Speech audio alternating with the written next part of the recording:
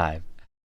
There we go. We did it. We made it. Are we live? Oh my gosh. I still have the sound on the YouTube, so it was like messing with me. I'm like, I still hear music in my headphones. Like, Oh, we're not right. live. Mm-hmm. But it's because it was background That's right. or buffered or whatever. With Yeah. Dan and Lisa. Dan and Lisa. Jono. Oh my gosh. Jono. Yes, I have a beard. You haven't seen me in Wow. this long. Wow, it's been a long time. Till we get weird, grow beards, and disappear into the mountains. Is that Eminem? Yeah. You want to know how It sounds like Eminem, doesn't it? I was like, you want to know how I knew? It sounds like Eminem. Eminem and who usually raps with him? Who does all of his music? Do you not know this? Rock the Dwayne Johnson? No. Lil Wayne? Chat. Snoop Dogg? Chat. Who does? Thank you, Savage. Dr. Dre. Who's Dr. Dre? Oh, 50 Cent? The guy who does. He actually, Eminem found 50 Cent. I'm learning all this stuff about rap culture now because, like, I've got two boys, and one in particular is really getting into rap music. I see. I think I know which one. Excuse me. What's up? What's up, everybody? It's good to see you guys. Yeah, we welcome to Don't Worry Wednesday, the sick edition, where we've got two sick men. The sick edition, yes. Yeah, we're pretty sick.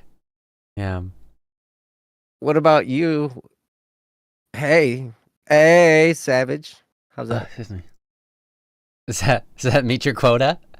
Hey. I can't make those gestures. Not right now. Too sick. I look like a... You taught me rap? Dude, I knew rap before you were born, man. I taught you rap. I just didn't know all the newer rap like y'all, like you. Bruh. Is Eminem really considered newer rap? I don't. Well, no, I've known rap. I've known that. Well, I'm talking about, like, I don't know. They showed me like Kendrick Lamar and some of these other guys. Oh, okay. But Eminem has new stuff out now too. That makes he's sense. Still releasing stuff. Yeah. So he likes to release. That's good. Yeah, writing lyrics is the hardest part for me, so I don't know, man. Well, yeah, and that's like their thing, man. They write lyrics and lyrics and lyrics and more lyrics and tons of lyrics, and they don't really write songs, but they know how to write lyrics. Sorry to insult them. I don't know. You could, but it's usually just the same beat in the background the entire song, without change. Sometimes, yes, yes. Most of the time. I'd encourage you. Okay, yeah, I haven't listened to much rap. I would encourage you to maybe we can find the instrumentals of some of these, and I'll send them to you, and then you can see there actually is a good crafting to some of this, right? It's not just just like, I mean, old 90s hip hop was kind of like that. Yeah, or that's like, probably we're listening that's really to, all I heard. we're on our way to like trampoline park or something over the weekend, me and one of my sons, and an Ice Cube song came on Spotify, right? Yeah. Old Ice Cube from the 90s, and it was like that, you know, where the backing track was just the same 8 bars over and over again. It was like, dang, man. Yeah. But yeah. Well, yeah, and that's why I didn't care much for a lot of electronic dance music as well. Like, there's some really good stuff out there. In fact, I used to almost only exclusively listen to like trance and EDM and stuff like that. But like 99% of it was like the same 8 bars over and over and over and over. Every once in a while, you'd find a gem that was progressive or interesting, or And I'm sure in the 90s it was like that even with rap. But probably they've come farther now, and they have a little bit going on in there. Oh yeah, it's crazy. Well, there's talent in all of that, right? There's an ability of doing that, and I had a friend explaining to me some of this stuff, and then I remember I was not into electronic music at all, like anything like house or techno, like any of that stuff. I wasn't into any of it, and he was like sharing it with me. I'm like, you don't even need talent, you just program it. It's like they didn't even work on an instrument and blah blah blah blah blah. And he's like, really, really, he's like, you have the whole world of every song. That's your instrument, and you're putting all that together into stuff. And I still didn't get it until he took me to a rave party in Detroit in some old abandoned building, and there was 6 floors at this place and they had different DJs on each floor. Wow. And like the main headliner on the main floor was 2 guys and a row of like 21 turntables. Oh, wow. Yeah. Right. Jeez. And they were like running between all of them and everything.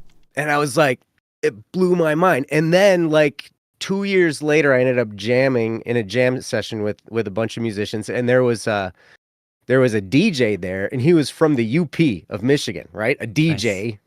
Yeah. Like, this is not what you picture. And all of his records, he had like old school, right? He had vinyl with all this stuff. And his record collection was all of the cartoon music from like 1970 that's so to 1990, right? That's it was so all of this on vinyl.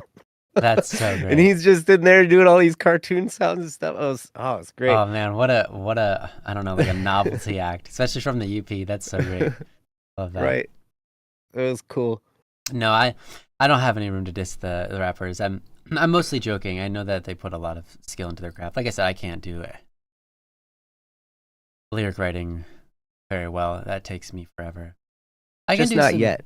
Yeah, I can do some decent rap. But and your lyric writing, while it might take you longer, is exceptionally masterful. It is absolutely masterful. And I think everybody in this chat would say the same thing because they've all listened to Static P.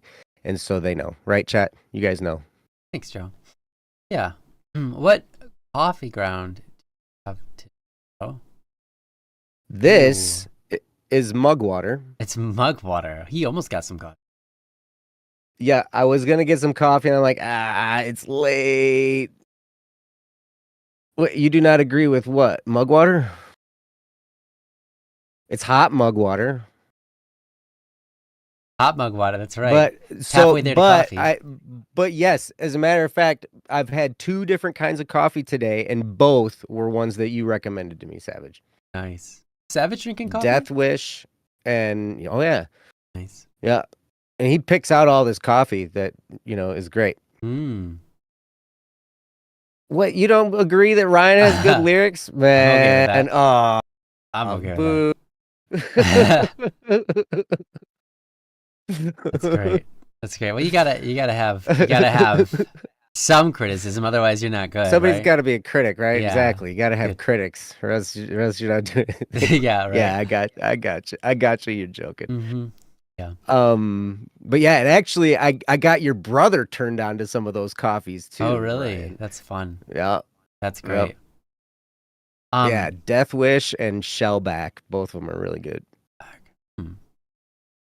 Yeah, that's fun. I was in Melbourne, the last week. We wanted to see if we would get better, like, because we've been dealing with these allergies like 24/7, and it's starting to weigh on you. You know, you just like, I can't think straight. My whole body's just sore 24/7. Blah blah blah. And so we were like, we're going out to just spend some time away and see what happens. And our thought was, we're going to go to Melbourne and stay with my wife's sister. And our thought was, we don't know if we're going to get better, but it at least won't get worse. We won't at least feel worse, but hopefully we'll get better and we'll have some time away. So we went there. It was even worse. It was even worse. So we just felt even worse. But anyways, that wasn't the point of the story. The point of the story was I went to a couple of cafes there. And Melbourne is supposed to be known as like one of the best places for coffee in the world. So that was pretty cool. We went to this place. It was called Royal, and it was we saw it had really good ratings, so we went there, and at first we couldn't find it, but as we were walking down the street, we saw this place, and it was just smoke pouring out of there, just lots and lots of smoke pouring out of the restaurant. And then we're looking around, we can't find it, and we're like, wait a minute, it's the one with the smoke pouring out of it. So they've got this incense burning, and it's like crazy intense. And we go inside, it's a bunch of like African like culture, and he's what was it? From Ethiopia. And the Ethiopians, the way they do coffee is amazing. Seriously, best coffee I've had almost ever. They do this. I don't. It's like they're making a chai, like a spiced chai latte or whatever, but instead it's like a chai coffee. It's got like cinnamon and ginger, honey, I think black pepper and some other things in there. Anyways, it was amazing. Seriously, best coffee. Would highly recommend. If you guys ever see any Ethiopians serving up some coffee, go have some. Yeah, cardamom and star anise. Thank you. That was the two I forgot. Yeah. They sound good. Yeah, it was incredible. It was like a whole other world. And he was roasting his own beans in the shop. In this That's like awesome. pot. And then he would he'd go around and be like putting it in like shuffling it around and like giving everybody a smell of it, like putting it under you and you like smell it, and it was like it smelled so good. It was amazing. And that's awesome. Yeah, he was great. He has a huge smile on his face, this guy from Ethiopia. It was awesome. Yeah, totally different vibe, but it was really cool. Yeah, that's awesome. Awesome. You can do so much with coffee. Yeah, it's amazing to me. Like it's like it's from a plant. It's a bean, right? And there's like infinity different ways that people have created different blends and different roasts and different and they're all different. They all have a little hint of something different. And then now like you go to the store and you go to the coffee aisle and there's just like infinity of them. Yeah, right. And you're like, what do I pick? And then so you pick a few and you're like, okay, let's try these. And then you try them and you're like, okay, that's good. That one's kind of meh. You know, whatever. And but then somebody else probably like that meh one, you know. Yeah, like, right. Someone like the meh. Yeah. He garnished it with rue as well. Yeah, he put this plant in there that like kangaroo. No, it wasn't quite like that. No, we were. That is what they call it in Australia, rue. It's some kind of green herb, and he just kind of put it in the coffee, and it kind of brings an extra flavor and helps mellow out the acids. Apparently, it like helps the gut to take in the coffee and not make it feel funny, but it also adds flavor. Yeah. Well, that's cool. You get Nyansai. You've got all kinds of weird words in the chat already. Yeah. I don't know what a jabena from a is. Jabena. Yeah. Making up words. Welcome, Rabbit. It's okay that you're late. We were late too. Google it. Yeah, Google it. Google it, jabena. You Google it. Okay, fine. I'll Google it for everybody. And then I'll look at it and be like, that's it. Jabena. Yeah, that's right. It was a jabena. Okay. That's what it is? Now you guys have to Google it. No, I gotta Google it. Google the jabena. Google the jabena. I just wrote a song lyric. Google the jabena. Google the jabena. Yeah, he boils the coffee inside the jabena somehow. I'm not sure how it works.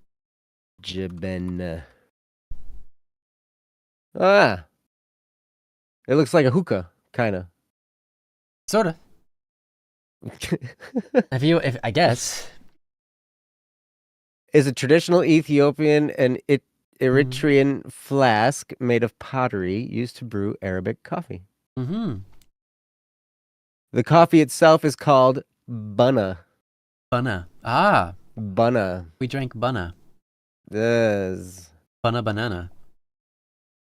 Take my meds? What meds? I already took meds. Oh my gosh. Hey, August. Welcome. I took Mucinex and Sudafed and Oh, White Rabbit. Nice. Sudafed. Yeah. Fair enough.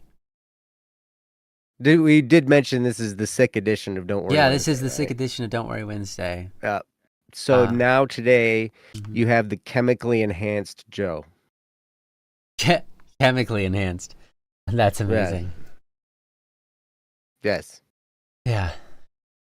I noticed the halo. The halo is gone. Uh-oh. Uh-oh. Oh, that's here. That's because it's not plugged in. I don't have my halo plugged in. This is electricity. Yeah. Oh. Right? It is a horse pill. Really? Oh, slightly. Yeah, Mucinex is. Yeah. It was made slightly for red, Joe. I can. There you go. I can. Oh. How about that? Is that better? No, I'm not so red. There you go. And let me make it a different color here for you. Get some of this. There we go. How's that? I know the whole halo is a little bit funky shaped, but that's okay. You got a funky halo. We'll work with it. We'll work with it. Here. Do it. I'm Baby Brent. Uh-oh. Sorry. It's good. This is gonna be a. Why don't we do a topic, episode, man? Yeah. Do we have any? Oh yeah, we do. We have a new one that came in. Guys, welcome to Don't Worry Wednesday. Oh, Go to don'tworrywednesday.com. Oh yeah, you're the host. Well, sorry. Welcome to Don't Worry Wednesday. Go to don'tworrywednesday.com. What else is there? Send us some topics, or you can send us topics in the chat. Okay, welcome to Don't Worry Wednesday. This is the show where we talk about the problems and the issues going on in your life. That's what this show is about. Not coffee specifically, though we did go on a long talk about that. This edition we're sick and our brains aren't fully there, so forgive us if we say things that aren't useful to you, but we will still give it our best. We are not professional psychologists or psychiatrists or anything along those lines, but we can give you our personal best from our own experiences in life and help you along the way with the things that have helped us. As a friend who can briefly walk down the path of life with you, we are in need of topics. So if you would like to submit a topic, we'd be more than happy to have you do that for us. You go to don'tworrywednesday.com and just press the submit a topic button. The rest is pretty simple. Fill it out. Make sure you say you're a human, and you'll be on your way. The topics, we do have a couple, but they're all mostly silly ones, and then one from Moonlit who's not here right now. Moonlit was here. Oh, Moonlit, are you here? Oh, Moonlit was here at the beginning. Hi, Moonlit, are you still here? Maybe not. I don't know. I thought it was going to be RUE, by the way. Oh, but Rue is fine. Yeah. RUE. Rue. Hey, yay! Moonlight's here. We can do Moonlight's topic. Do you from know, back in November. You remember that you had a topic? You have this topic from last year, November 6th. Do you remember this topic? It's called lack of motivation. And if you feel like you've made headway... We've been waiting for you. Yeah. If you feel like you've made headway in this topic, please feel free to share. That'd be useful. Yeah. Well, but if Moonlight's here, we better quick do the topic. Yeah, right? I do, in fact, remember. Fantastic. All right, well, then let's do it. Let's do it. All right. I'm going to pull the topic up onto the screen here. Oh. Do it. There we go. Transition. All right, perfect. So, this is from Moonlit. It's titled Lack of Motivation. And it's on the screen if you want to read along. It reads as follows. So basically, I've been put into an awkward position, which I'm like 80% sure is my own. I've gotten to a point where I'm not worrying about anything, which on its surface sounds good. However, It is leading me to just not be motivated to do anything. For example, I used to go out with my friends just through the city, just through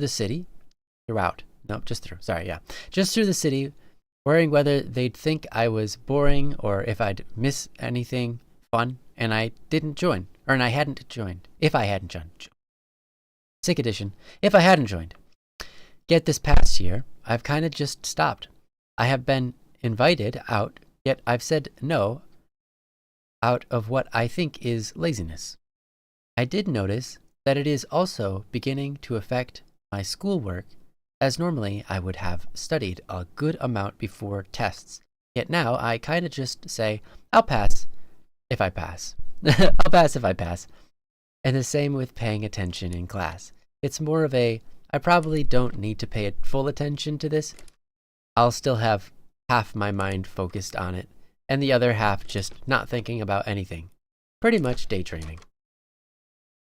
I was just wondering if you guys had any thoughts on this, or if this is just normal, and there, ironically, isn't anything to worry about. That is a funny thing. Thank you. Thank you, Moonlit. Thank you so much. Appreciate the topic, and this is a really good one. I like that you've kind of given us a background of how you got to where you are now, coming from, a state of worry into a point where you're just kind of not worried about anything, but that has caused a sort of landslide effect in which you're literally concerned. Yeah, nothing concerns you anymore, and it feels like nothing is motivating. You have no reason to do anything, and so on and so forth, which, to be honest, is not unexpected fully. I think it is something that I can relate to, and maybe others can relate to here as well. But I can definitely relate to it, and so I'm interested to see if you've made any headway on this, and if not, that's totally fine. You said no, I'm not really, just kind of dealt with it. Yeah, fair enough. Yeah, I'm wondering to see what Joe has to say about this. He's a pretty motivated person most of the time, so maybe he can shed some light on to what can bring you and maybe others, potentially including myself, back onto the page of wanting to do things and being interested in things enough to actually do them, rather than just go, I mean, I'm kind of interested, but like, it won't change anything if I do anything or don't do anything. It's like, I'm all right, I'll be fine, whatever. Just super chill. I'm naturally that kind of person, so I had to learn my way into being motivated to some degree, but into being a hard worker. But regardless, with all that, I'm going to give it over to Joe. See what he's got for us. Joe, take it away. Okay.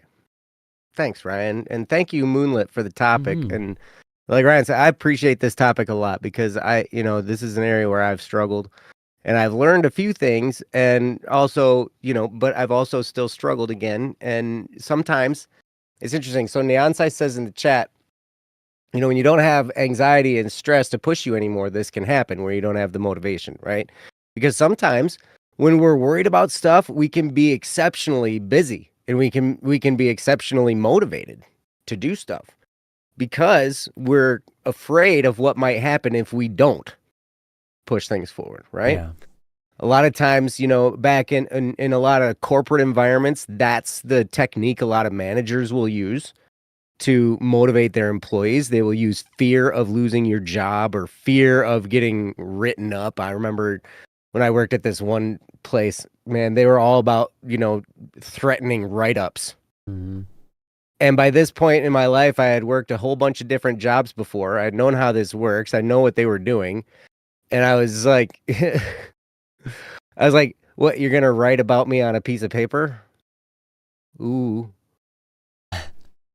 So you have history when you fire me for no reason? Right, exactly. That's the thing. They're like, you're just building a case for yourself so you don't have to pay unemployment when you decide to fire me ultimately. Right? I know, it's okay, whatever. There's a lot of different jobs out there. I'll get another one, and but it kind of took a lot of the bite out of their out of their statement because I just wasn't afraid. They trumped it up like it was this big fearful thing, but I wasn't, right? And so I wasn't, so I just kept kind of going on as usual. But no, I generally keep myself pretty busy. I generally work pretty hard. I've never had a problem like that in most anything I do. A lot of reasons is because I try and look at the big picture of what it is I'm trying to do.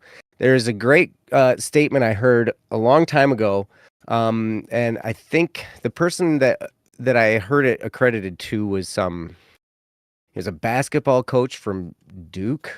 I think Mike Krzyzewski, I think, was the guy. But anyway, he said the main thing is to keep the main thing the main thing.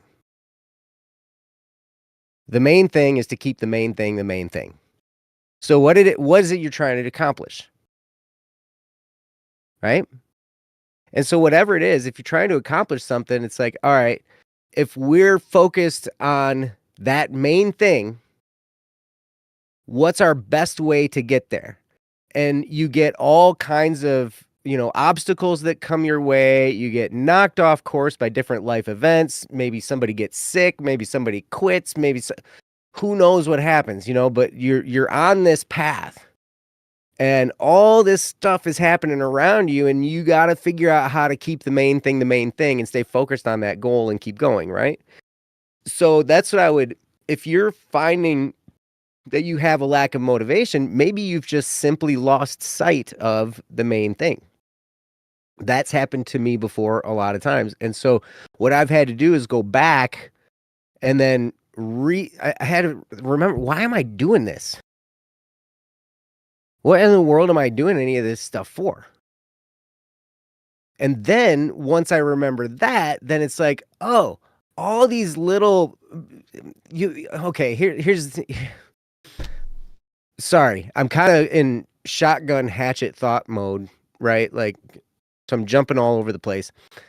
But so your goal is to keep the main thing, right? And that is your goal. Your goal is the main thing. So you're going along that path. When you lose sight of that, all those little issues that creep up, they feel a lot more painful, and they feel like they're a lot bigger of a deal than they did when you were focused on the goal. When you then refocus on the goal, all those little painful things, they aren't as painful anymore. And they don't slow you down as much.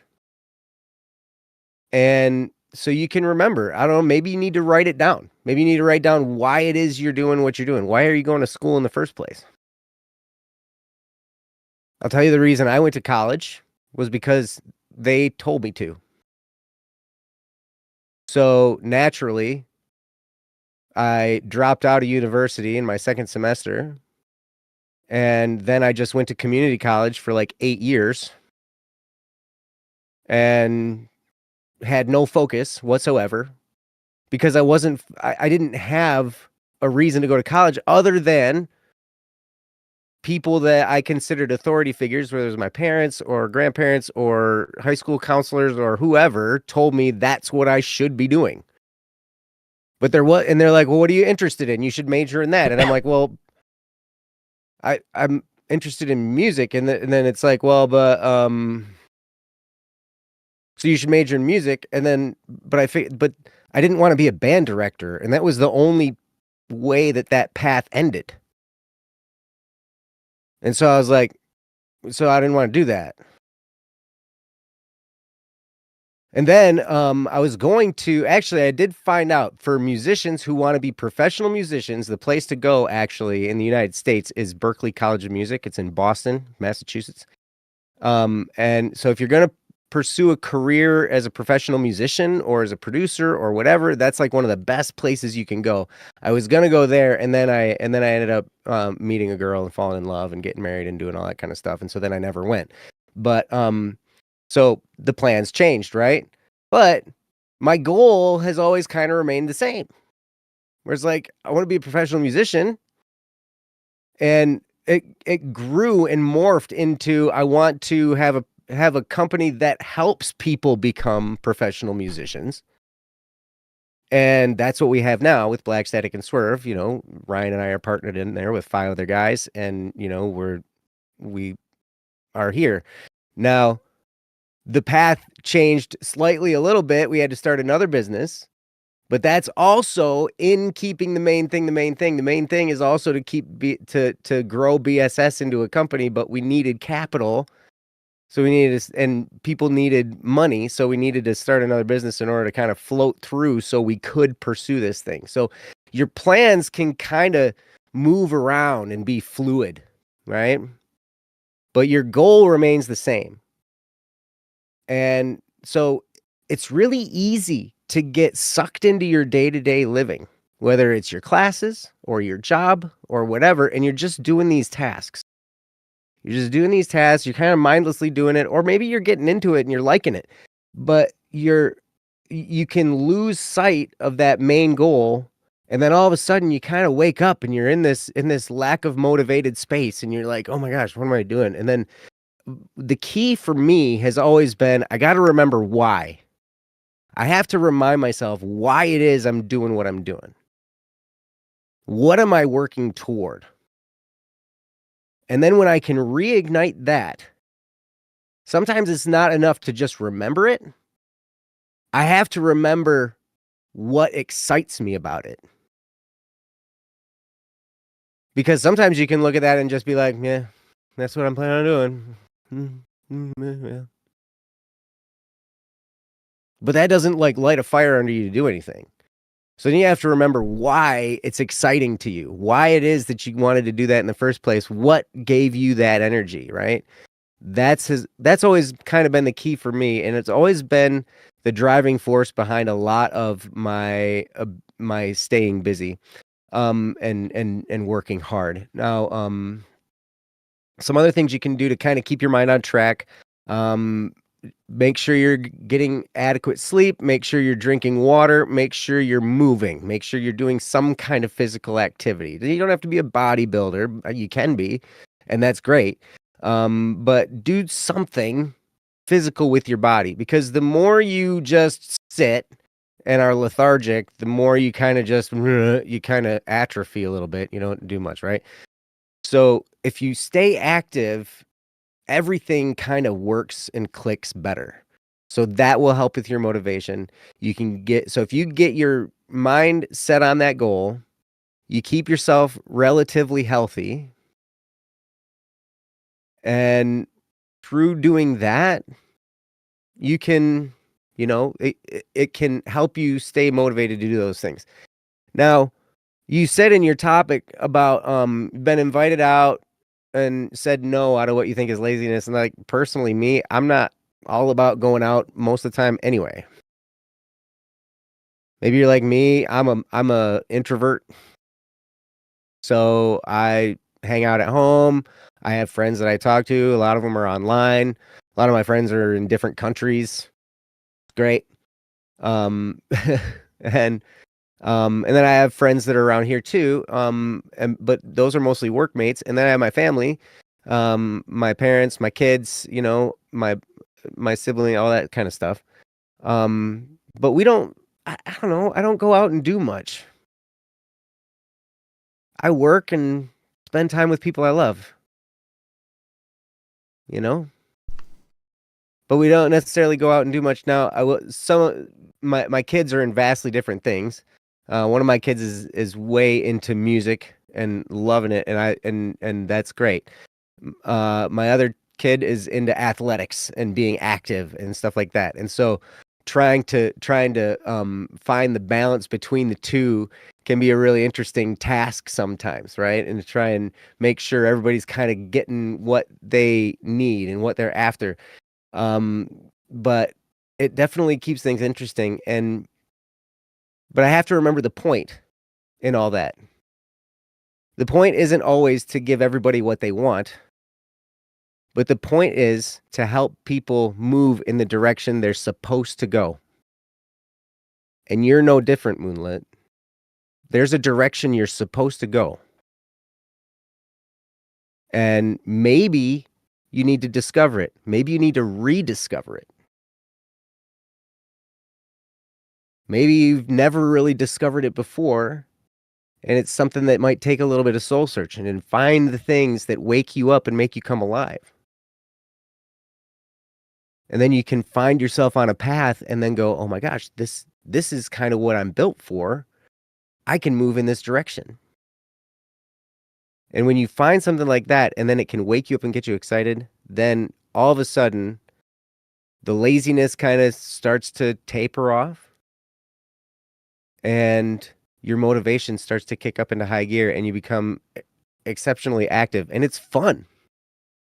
When you're in the hunt, when you're working and moving toward a goal, that's the best times I've ever had. Hitting a goal is great. It's kind of scary. Remember, Ryan, when we made that first recording? Yeah. And we finished it? And it was scary? Well, maybe you weren't scared. I was scared. I think I was definitely... I'm putting you on the spot. It was definitely I don't know if...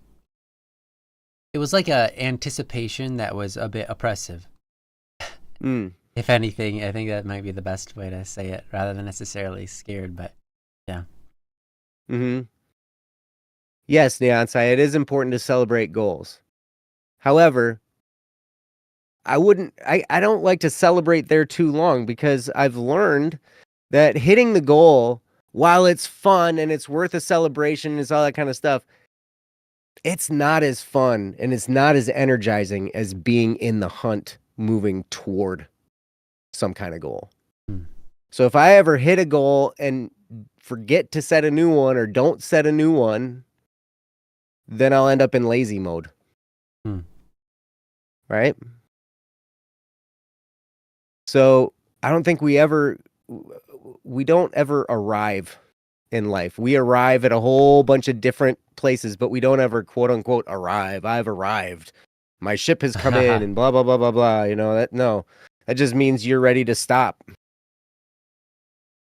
And then life isn't as fun anymore. So I think that, personally, if you can have some kind of vision in mind of where you want to go, what you want to do, and then keep that in the forefront, if you have to write it down and look at it every day, something that wakes you up and gets you going, I think you'll see a lot change. But I don't know.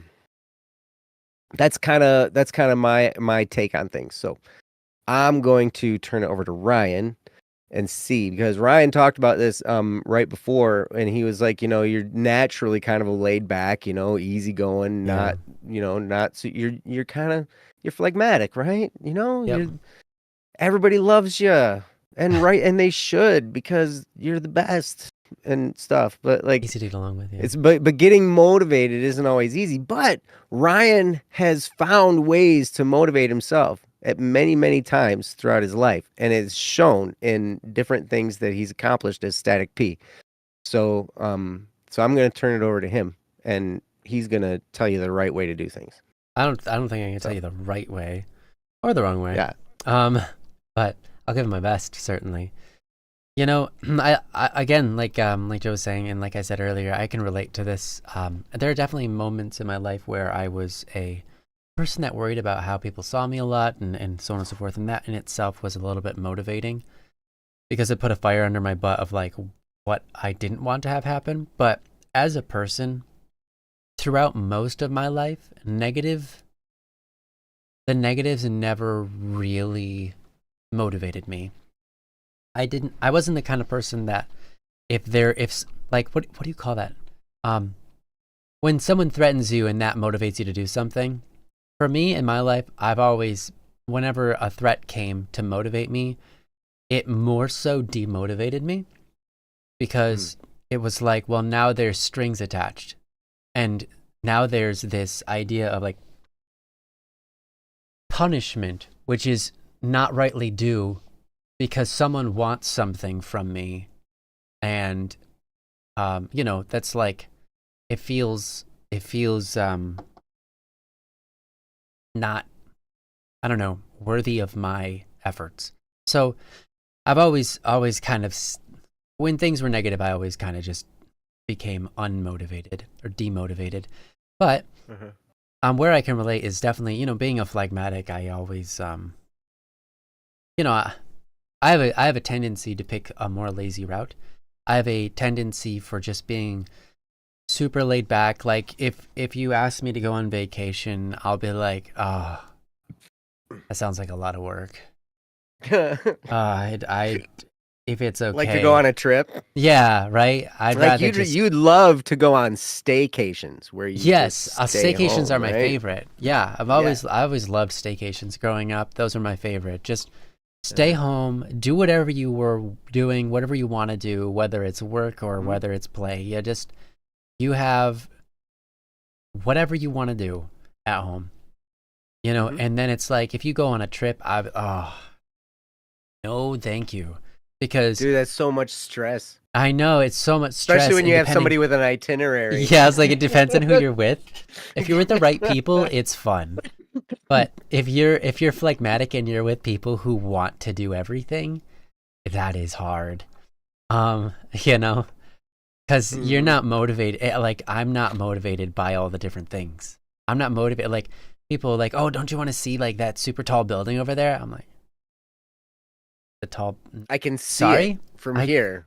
It's like, yeah, I don't know. I don't like right there. It's like I've seen pictures of it on Google, I guess. Like I don't see why I would. Like I don't have this desire to go do things. I really don't. But something I can get motivated about is trying foods that I've never had before, trying drinks, or I have done some hiking in the past, and it wasn't my idea to go hiking, but because I went hiking, I can appreciate the beauty of being in the mountains and seeing the visuals around you. So I have to also say that the interesting thing about hiking is the things that stay in my memory are not the peaks. The things that stay in my memory aren't the high points looking out and seeing everything and taking it all in. The parts in my memory are just parts of the trails, sitting down to have a sandwich with friends, little encounters with chipmunks, things like that, right? So, I don't know. All of this is to say, motivation is a tricky thing. And there's been many times where I've said, if you rely on motivation, you're putting the cart before the horse, right? And Moonlit, you've heard me say this before, right? If you put the cart before the horse, right, and the horse takes off, he just runs into the cart and it hurts the horse, and the cart doesn't really go that far, and it's just not great. Okay? Yeah, it's a mess. It's a mess. You got stuff to clean up. Yeah. Somebody probably pooped. Yeah. Like, it's crazy. It's not ideal, right? And the horse cannot steer like a car that's in front of it. It's bad. Okay, so if you wait for motivation to guide you to do something, to act, you could just be waiting forever. Because what I find a lot of times is that motivation oftentimes comes in the moments of action when you're experiencing something. And when you're if you're just sitting around waiting to experience something that will suddenly motivate you, you will just be waiting forever. And as someone who is naturally incredibly low motivation, lowly motivated, whatever, someone who has very low motivation in the first place, I've learned because of people around me how to work hard and how to act without motivation, and then through the act, find the motivation that lies within the act. So it could be anything, but if it's a song, I don't feel particularly motivated to work on it, and it's been a drag and so on and so forth. I'm like, you know what though? I need to finish it. And I just open it up and I start working on it. And then after 5, 10, 15 minutes, I'll see how I'm feeling. And sometimes I'll be like, you know what? There's this part that like I really wanted to fix, and and just the fact that I found it and I was like, that doesn't sound right, and I started fixing it, was motivation enough to keep on working. And sometimes I'll listen to it multiple times. I'm like, I got nothing. And so you know what? If I got nothing, I got nothing. I'll put it down. I'll go find something else. Because if I got nothing, I got nothing. And in the world of creativity, it's kind of difficult when you've got nothing and you're just like, well, how do I power through? And it's like, it's like, yes, maybe I could power through this, but potentially I could also work on something else and make more use of my time. So sometimes I just choose to work on something else. And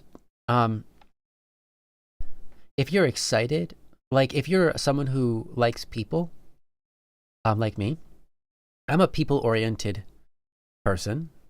And sometimes it's the people that I get involved with that inspire me to take action, right? And so it could be like, oh, wow, I'm doing this cool project for someone that I admire. Or I'm working with some buddies of mine and that's fun. Or I'm writing this song for a particular person. These kinds of things can motivate me because I'm people-oriented. So that might be of use to you. If you can find out some things that motivate you, whether it be something like you find something that's broken and it's really hard to fix it, but you come up with ingenuitive ways to fix it that no one's ever done before, and that's motivating to you, that's something that motivates me, and I utilize that. If sometimes, like I said, sometimes it's people-oriented stuff that can motivate. I think about the people that this might affect, or just the response that I might get. And it's not usually that I'm drawn to getting praised. In fact, praise doesn't motivate me. But the watching other people experience it can motivate me. Or the idea of watching other people experience it, even though I'll never really get to watch people experience it. I'll just like, oh, people are going to think this is so cool. I'm really happy about this. This is really cool. And so on and so forth. So that's motivating. So search for those things. But I really like what Nyansai and Joe were kind of pointing to, and that is, I've had a phrase for a long time, and it's very close to what Joe was saying, and it's just basically the same exact thing, except for a little simpler. And I don't know where I got it from. Maybe I got it from the same place, but it's simply keep the main thing the main thing. And and for me, my main thing is that I can be an example of God's love in this world, to be a mirror of God's light in this world, right? And what's really cool about that being the main thing is that can be anything. I can take up any task and make it have meaning if I apply myself to it. Now, there are going to be opportunities which will be more useful to that than others. And so I get to discern. But if I keep on that track where every day of my life, the only thing that's important is that I'm being a good influence to the world. The only thing that's important to me is that I am acting out my life in a way that reflects God's love into the world. That path can take any turn, and I'm still on the path. I can take up any opportunity that looks like it's fruitful, and I can make it fruitful. And that's the beauty. There's Jeff Bezos, who did Amazon. He said something I thought was very impactful, and that was he was being interviewed by someone, and they said, you've done all these things, and it seems like like the best opportunity ahead of you. Like, I don't quite know what the interviewer said, but it's something to the extent of like, how do you know which path to take? Like, how do you know, like, oh, next thing I should do is sell books? How did you know that was going to work? And then how did you know that taking that from the books to like the next level? Or how did you know that like the Kindle thing was going to work? That's crazy, and like making this weird new version of the internet just for books for your Kindle. Like, that's crazy. How did you know that was going to work? That sounds like a lot of money. How did you know it was going to work? And his response was, I don't have any idea what's going to work. I pick something and I make it work. Because that's all you can do. You can't know what's going to work ahead of time. You can't know what's going to inspire you ahead of time. Inspiration is like that, Motivation is like that. You can't know ahead of time. But if you decide you want to make something work, you can apply yourself and make it work. Now, obviously, certain things are going to work better than others. Like, there's no need to reinvent the wheel on some things. And you'd be like, aha, I've reinvented the wheel. This time it's circle. And it's, well, more, I can do it more circle than everybody else. I can do it more circle than everybody else. The perfect circle. Everybody else's circles have like 1,478 points. Mine has 75 billion points on my circle. Oh, yeah. Wow. Mine's super circular. And it's like, yeah, it's like some endeavors maybe are not going to get you anywhere. But if something interests you and you feel like you can go somewhere with it, then you just apply yourself, and that's all you can do. And that's where, again, the main thing comes in. It's like, does this meet with my goals, with my main thing? Is this something that lines up with it, runs perpendicular to it, or veers off the path and is a distraction, right? And so having that guiding light, having that main thing can really just move you along even when you don't have motivation to move along, because you still know what the main thing is. So even when you don't have that motivation, you can just be like, yeah, but I could literally sit here, do nothing, or I can work on my thing, which has a history of making me feel good. So I'll probably just do the thing that makes me feel good because I'm working on something that's the main thing, you know? And that kind of just naturally drives that loop forward, and it's great. You know, and it can be hang out with friends. You know, for me, my main thing, again, being an example of God's love in the world, sometimes that means dedicating myself to work like super hard and just telling people like, sorry, I can't like hang out right now. I've got like a lot of stuff that I really want to do. I need to do blah, blah, blah. And then other times I'm like, no, I need to hang out with the humans of this world and love on them. Like, I need to be there. I need to be in the world. I need to do that because it's good for them and it's good for me, right? And so sometimes that main thing will drive me to be with people. And so it's like sometimes I'm in the middle of work and I don't want to hang out with people, but people offer, and I realize I'm like, that's the thing I don't want to do, but it's probably also the thing that's more beneficial than my work that I'm even doing now. Like, not just beneficial to me, but beneficial to everything, especially in accords with the main thing. So there are times where I just like, yeah, I don't really want to hang out, but I'm going to do it. And then I have a good time, right? Because I've made up a decision and I've decided to do it, and I'm not reluctant, right? If I'm reluctant, I'm like, oh, I don't want to do it. And I start doing it. I'm like, I really don't want to be here, blah, blah, blah. And I have those thoughts constantly. That's just going to eat me up. I'm going to have this constant thought of like, oh, you know, I don't want to be here. You know, and then everything will affect me in a negative way. I'll be like counting the things that like, oh yeah, this negative thing happened. Oh, yep. And that's, yep, of course that negative thing happened. And that person, yep, negative is always, you know, it's like that stuff will absolutely destroy me. But if I openly and willingly go, right, it completely changes how I feel about everything. And so having an open mind to these things, a positive mind frame, really sets the pace and really helps you be motivated to be in those places when you're in those places.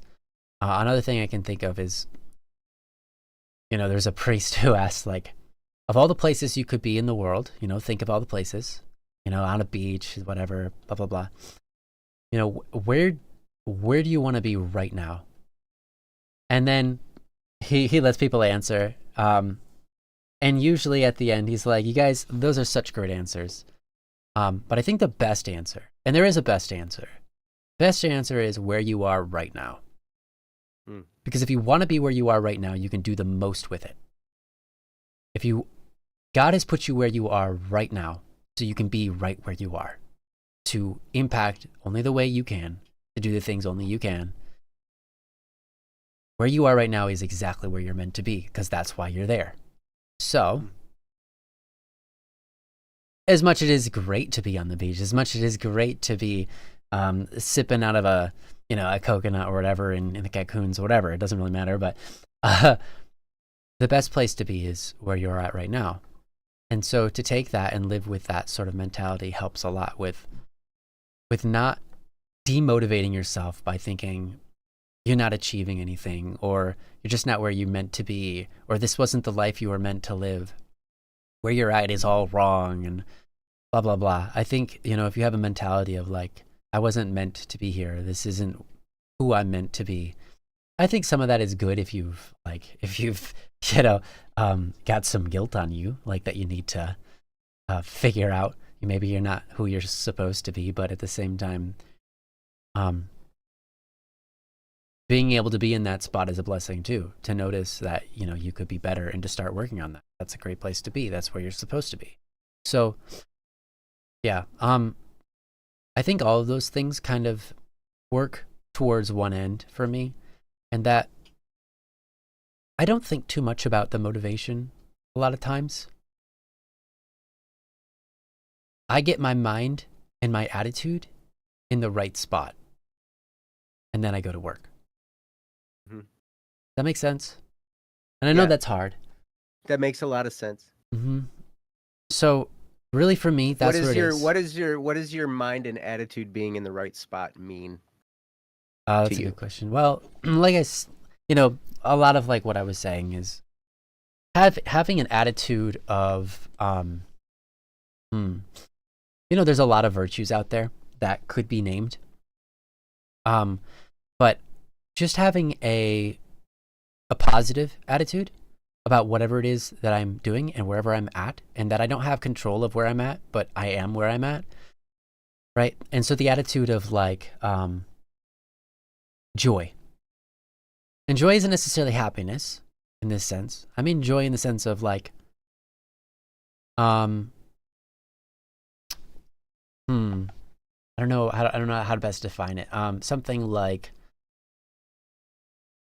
to be glad you are where you are and the circumstances you're in.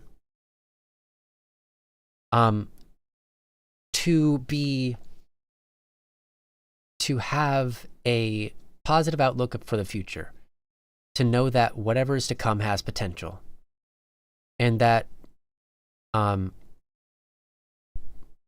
if you have any feelings of like discouragement or things that are like, well, I don't want, like bad attitudes, right? Just like bad attitude, get rid of it. Just like swallow your pride and be like, you know what? That's not helping at all. I could be kind and happy about like, and grateful. I think grateful is a big deal, being grateful. But like, yeah, a lot of it just swallowing pride, being being grateful you are where you are with the people you're with, especially yourself, and happy to take up the opportunities that come. I don't know how to better describe it. I don't know, maybe you have a really good way of describing that, Joe. But for me, it's like set my attitude on the course for accomplishing, set my attitude on the course for being pleasant, peaceful, kind, generous, great at all these great attributes, that you can be, especially pleasant. I find that if I set my attitude in a pleasant oriented mind frame when I'm talking to people or when I'm doing a task, and pleasant is the overarching attitude, everything will go by with, everything will be pleasant, like everything will be pleasing to me, right? Because that's where that word comes from. Yeah. So it's nice to be in a pleasant attitude. I think that's one of my core attitude go-tos, is just being pleasant. So you're like pleasant, kindness, what were generous, the words you were using? Generous. Yeah, I used to have this thing, peachy piecey cakey. Peachy cakey? Yeah, peachy piece of cakey. Peachy Wait. Peachy piece of cakey. Yeah, so it's silly, but it's all the letters but like said together in such a way that it sounds like a peachy piece of cake. Peachy piece of cakey. But it's I can't remember exactly, but I had this like set of core attitudes that I thought were useful, and if I could repeat them in my mind daily, I would set myself for a course of being incredibly delightful to everybody around me, and also really great at my work. And so it was pleasant as the first P. Then it's a C, so it was caring.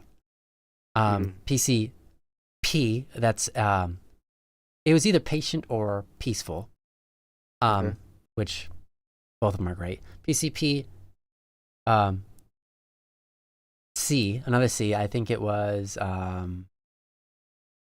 courteous. Maybe it was courteous or what's the? I don't remember. I think it was something like courteous though. PCPCK, key, and I was a K. Oh wait, there's a G in there. Sorry, there's a G. PGPCK key. So it was the PGPCK key. Yeah, so the G was generous. Generous. Yeah, so pleasant, generous, peaceful or patient. Positive, peaceful.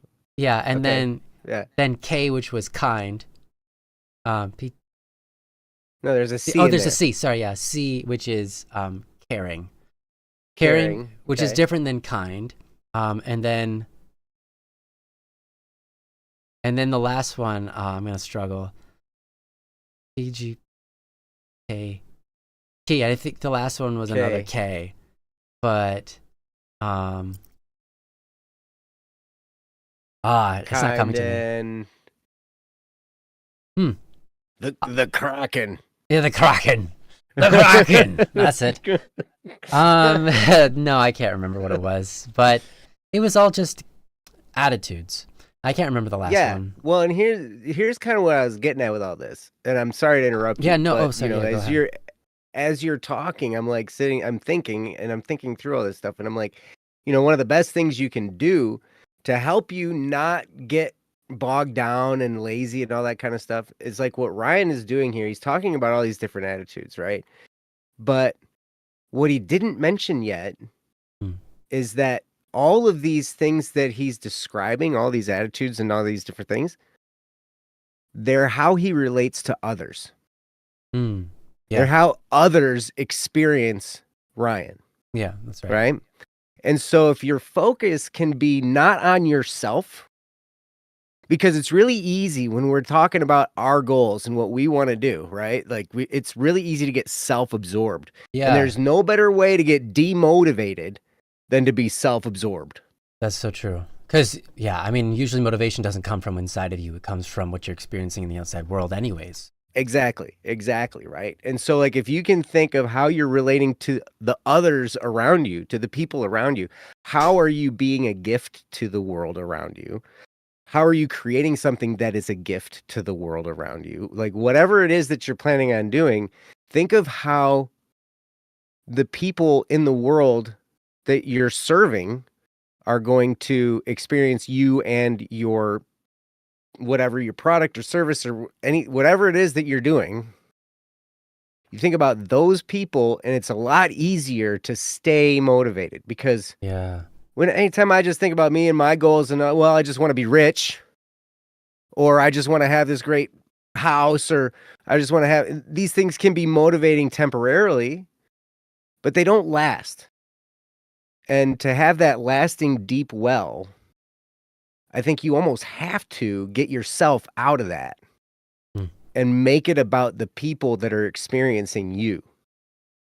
Because then, it's not all about you. It's about them. And for me, that tends to wake me up a lot more too. Yeah. And it was really interesting because as Ryan was talking about all these different things, I'm like, yep, that's about how he relates to others. That's about how he relates to others. That's about how others experience it. That's about how others. It's all about how others are. And so really, Ryan's wife is like the luckiest person in the world. And she would probably agree with me. I think I'm the luckiest person in the world. But whatever. I get to be me. No, I'm kidding. No, it's because my wife is amazing. And I have an awesome guardian angel that carries most of the load for me, I'm pretty sure. But so like that he takes great care in how he relates to the world around him and the people around him. And that's a huge point. And so it's crazy because like you hear these self-help gurus and they're just like, you gotta want it, you gotta go for it, you gotta blah blah blah blah blah blah and all this stuff, and it all just reeks of all this self-absorption. Right? Yeah. It's what I want. But what these and so but that's vanity. And so these guys play on our vanity and they sell us books. Right? Mm-hmm. And big, huge, like $1,000 seminars and all this kind of craziness, right? Yeah. Like they sell us on all this stuff and they make a fortune by making us like wake up our vanity inside. And so there's a whole bunch of people that aren't succeeding because they're thinking only about themselves. So when we can think about the others, how are we affecting the world around us? Are we affecting it in a good way? Are we affecting it in a positive way? And I think, honestly, that's the most powerful motivation. And I will say this also. It's very important to have your virtues in line, like Ryan was talking about as well. Because if you're off track and you think something is good, but it's actually very harmful to the world, you could be extremely motivated and successful in bringing something horrible to the world. Mm-hmm. Yeah, it happens. Like Hitler. Sure. He thought he was doing the right thing. Otherwise, he probably wouldn't have been doing it. He wouldn't have been motivated to do it. He thought that was the right thing to do. So, I don't know. I just said the H word. So, like, we're probably going to get canceled. That's okay. But whatever. Gen Z me, bro. That's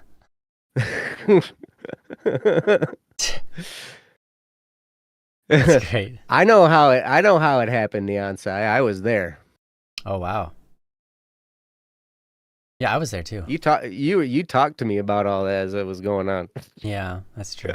That's true. And actually, it all kind of started with a couple other people, Palos and Einstein and stuff, right? Isn't that kind of how you guys connected. Yeah, it's years and years ago. Long journey, yeah. Yeah. Yep. Long journey. Yep. But it's because Ryan has that heart, right? And he's cultivated this virtue of goodness. And so like that, so it pours out of him effortlessly. And we all can have that too. Try. No, you don't. It's effortless. I told you. Oh, okay. Dang, it's better than I thought. This whole time. Well, you make it look like you're not even trying anyway. It's become such a part of your being that's just what we experience anytime we come into contact with you. Well, I do a lot of self-talk. We just experience goodness. Mm-hmm. Yeah. But that really becomes key. And it becomes key in your relationships and in anything you're doing, you know, like how are these people experiencing this? Like when I say stuff like, okay, so like I was talking with your brother when we were talking about doing cabinet installs, right? Mm-hmm. And different kind of language that you use on job sites and all this kind of stuff. Oh, yeah, we were like, we were tracking right with each other, you know? He's like, so like when we're there, we shouldn't be saying things like, well, that's good enough. Right. How's that? Yeah, that's good enough for who it's for. Ooh. Ooh. You use words like perfect, excellent, you know, stuff like that. Because as they're hearing you talk, it's how they're experiencing it, right? That's so true. So, because it can be funny to say some of those things like good enough for government work or whatever, you know? Yeah. And I do like the good enough for who it's for, as long as you follow it up with like perfect for a perfect person. Perfect for a perfect person, exactly. Yeah. You know, something fun, but yeah, just that statement. Wow. Yeah, I know, right? Like so anyway, but yeah, think of the world around you. Think of the people around you. And like to me that wakes me up a lot. When I can get out of myself. And think about, and there's all kinds of people all around me that I care about and love. My kids, my family, my friends, you know, my colleagues. As I think about them and take myself out of the picture more. Well, that's kind of a bad way to put it. I don't take myself out of the picture because I'm in there with them, right? But what I'm thinking about is, how am I helping them and therefore help all of us, right? How am I being good for the people around me? It's kind of interesting. It keeps a light in your eye that you wouldn't have otherwise.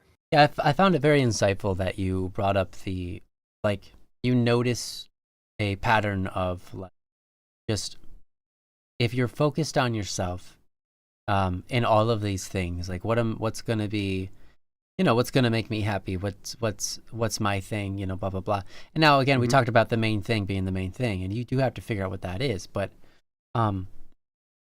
if you focus only on, like, how much effort you have to put in or what motivates you, etc., it can be very hard because you're trapped inside yourself. And I think that's a huge statement and absolutely correct.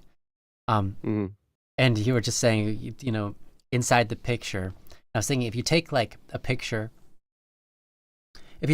of a group of people and you show it to them, everyone's eyes always goes to themselves. And they look at themselves and see, like, how do I look in this picture? Oh no, like my hair's messed up, and we all do it. But to not be me. able to, I look at Ryan. Oh wow, thanks. Every time, even if I'm not in the picture, he just looks at me. Even if you're not in the picture, I look for Ryan. He just stares in a direction, whatever it would be, towards Australia at the moment. Oh, Ryan. Yep, exactly. South. Where's south?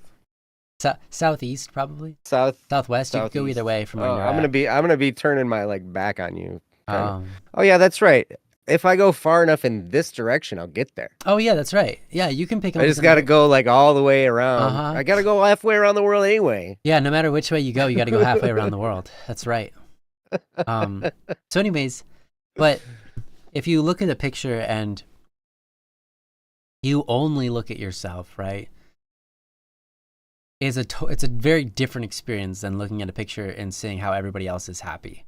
It's like, oh, look, I'm happy in this picture, and maybe that makes you feel good, but then it makes you feel a different way and probably more happy if you look at everybody around you and, like, oh, look at all these happy people.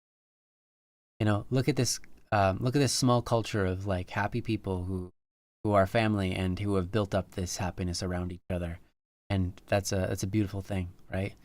And that takes work, and it takes the eyes to see it. And so I think it's a wise thing to point out. I think being totally focused on yourself, not you don't want to go the opposite way where you completely what's the word? You don't want to go selfless, right? You don't want to be selfish, and you also don't want to be selfless, right? Right. And I think, again, humility is the answer, and that's finding the right value of everything, including yourself, and that right. And pursuing life in that way, in that fashion. And I think that if you, once again, humility can kind of create, because it allows you to understand the values of the things around you, it can more easily point you, it can help you with discernment, but it can also point you in things that you want to do because you can see the value in them. And so that's really nice. But yeah, I mean, we talked for quite a while on this one. Thank you so much, Moonlit. Thanks for the topic. Holy cow. Yeah, that's a great one. Hopefully we didn't put you to sleep. Yeah. Well, if we did, you can. I was probably late over there where you're at, or early, or something. Or both. Or, yeah. Either, or both. Mm-hmm. Either or both, or neither. Or neither. Mm-hmm. It's probably something. It's 2 a.m. Oh, okay, yeah, so it's both. Perfect. It's both late and early. So, but you're awake still. Good. We didn't put you to sleep. Yeah. Or at least you woke up. Yeah. Do you think you found any of that helpful? I'm just curious. If not, that's totally okay. You can share that with us. Was there anything that you found insightful, or anything that you felt like clicked with you? It was like, yeah, just clicked. Sometimes I listen to people talk, and it's not necessarily the things that they say, but they talk around subjects, and it makes me think of new thoughts that I've never thought before. And it's like, yes. I think I see what my problem is. It's this. And it's not like something that they said, but it's something that because they were It's talking something about it. I felt while they were talking. Yeah. You know, like Sometimes that's how it goes. Yeah. Yeah. Well, I hope it was helpful. Yeah, I hope so. Wow. But thank you, Moonlit, for the topic. And it's good to see you again. Yeah, it is. It's always nice to see Moonlit. It's interesting because Moonlit comes in with a topic about something, and I'm like, Moonlit? I thought they were perfect. What's going on here? And, you know? Moonlit's awesome. Well, this is weird. So I'm looking at the chat right now, and it's got the weirdness to it, but now it's all the way. What? See, and I copy-pasted your code. That's bizarre. That is weird, man. I wonder if you have to delete everything that's in there first. I did. I first pasted it and I was like, oh, that didn't paste right. So then I pressed Control A to select all of it. I got rid of it and then pasted in what you.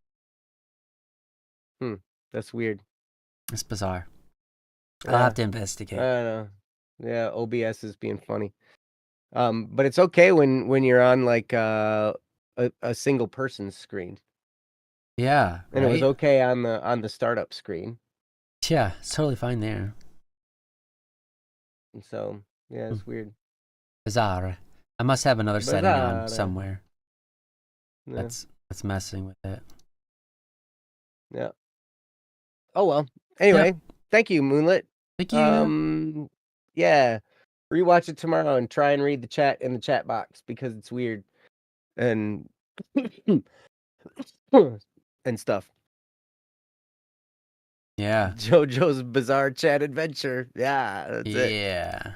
Yeah. And the fonts are different too. Doesn't they make do look sense. different. It does not make sense. Does not even make sense. That's weird. That's so weird. Okay, I'm looking at the settings and they're exactly the same. No, one's big. The one behind is bigger. That's so bizarre. Okay. Uh-huh. Okay. That's so crazy. What in the world? Yeah. Huh. Okay. Oh, you were up till 3:30 a.m. last night working on some coding homework. Dang. And you probably had to get up early too, didn't you? I mean, I was up until like 7 o'clock in the morning, but I slept until this afternoon, so. Oh my gosh, I think I figured it out. Did you? Yeah. Oh, good. Aha! Uh-oh. You might have to if after you change it, you might have to transition the scene. Oh. Oh yeah, you're right. Aha! I think it's fixed now. All right. Well, we'll find out. Yes! Look at that! It's fixed! Yay! No, it's not. What? I think it is. Now it is. Okay. Yeah. Yay! What'd you do? Somehow there ended up 2 chats. Oh, okay. One of them's associated with the other one, so I won't delete it, but I'll just remove the eyeball for now until I know it's safe to delete. But yeah, there were 2 chats. There was chat and chat 2. I didn't realize that had been the case for so long. Gotcha. Okay. Apparently, that's kind of interesting though. They were like recognizing each other to some degree and posting every other one. Huh. Yeah, that's weird. Yeah. But it's fixed. Perfect. That's good. Yay. So Mianglio, so you've got snow over there and you had classes canceled because of snow. Ooh. We're getting a big snowstorm right now. It's all going crazy out there. My kids' school's already called off for tomorrow and everything. Wow. Cool. Hey, we got couples. That time of year, man. Did we? Yeah, we got 2 topics. You guys are amazing. Hey, guys, send us some topics. Hey. Go to don'tworrywednesday.com. click submit a topic button and submit a topic, and then we'll do it. It'll be great. Awesome. So you want me to process these real quick? You want to keep everybody entertained while I process them, or are you working on it already? No, that's great. You can process them. Okay. Yeah, I was thinking about that the other day. School being canceled because of snow and just being so cold. I remember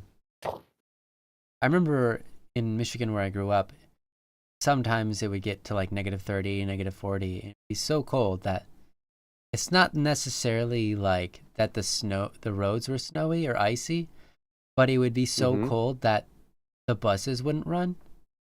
And so they just said, sorry, we can't get anybody to school today because it's so cold, the vehicles will not start. Which, you wouldn't think that was a thing. But it's a thing. You know, because usually you're like, well, electronics you want to keep cold, you know? That's their best place, but apparently not necessarily. Yeah. If you get that in there, like you can get condensation, and then yeah. And then when water gets in there, it's got to warm up and dry. It's got to evaporate before you can do anything with it, or else you have shorts and all that kind of stuff. Yeah. Yeah. So that was interesting. And the reason I thought about it was yesterday we were we were taking a train and it was going so slow. It was going like half to 2/3 its normal speed. And it's because it was so hot. When it's so hot, they're like, sorry, we can't run the train at full speed. Go real slow today. So it took us a lot longer to get where we were going. But it made me think about cold and how it also messes with machinery. It's interesting that it makes sense, right? We develop machinery that works for the average temperatures that we're going to stay in. But it's interesting that things do happen to work out that way. That they can work in a specific range, and it tends to be that range. In Texas, even 1 inch or 2 of snow will shut everything down. Yeah. Since we're so used to functioning without it. Yeah. Well, it's hard because you guys don't have a system of like snow plows and, salting the roads and all that probably. So when it snows just 2 inches, like you guys don't have the tools to clean it up as nicely as other states that have that stuff happen to them all the time.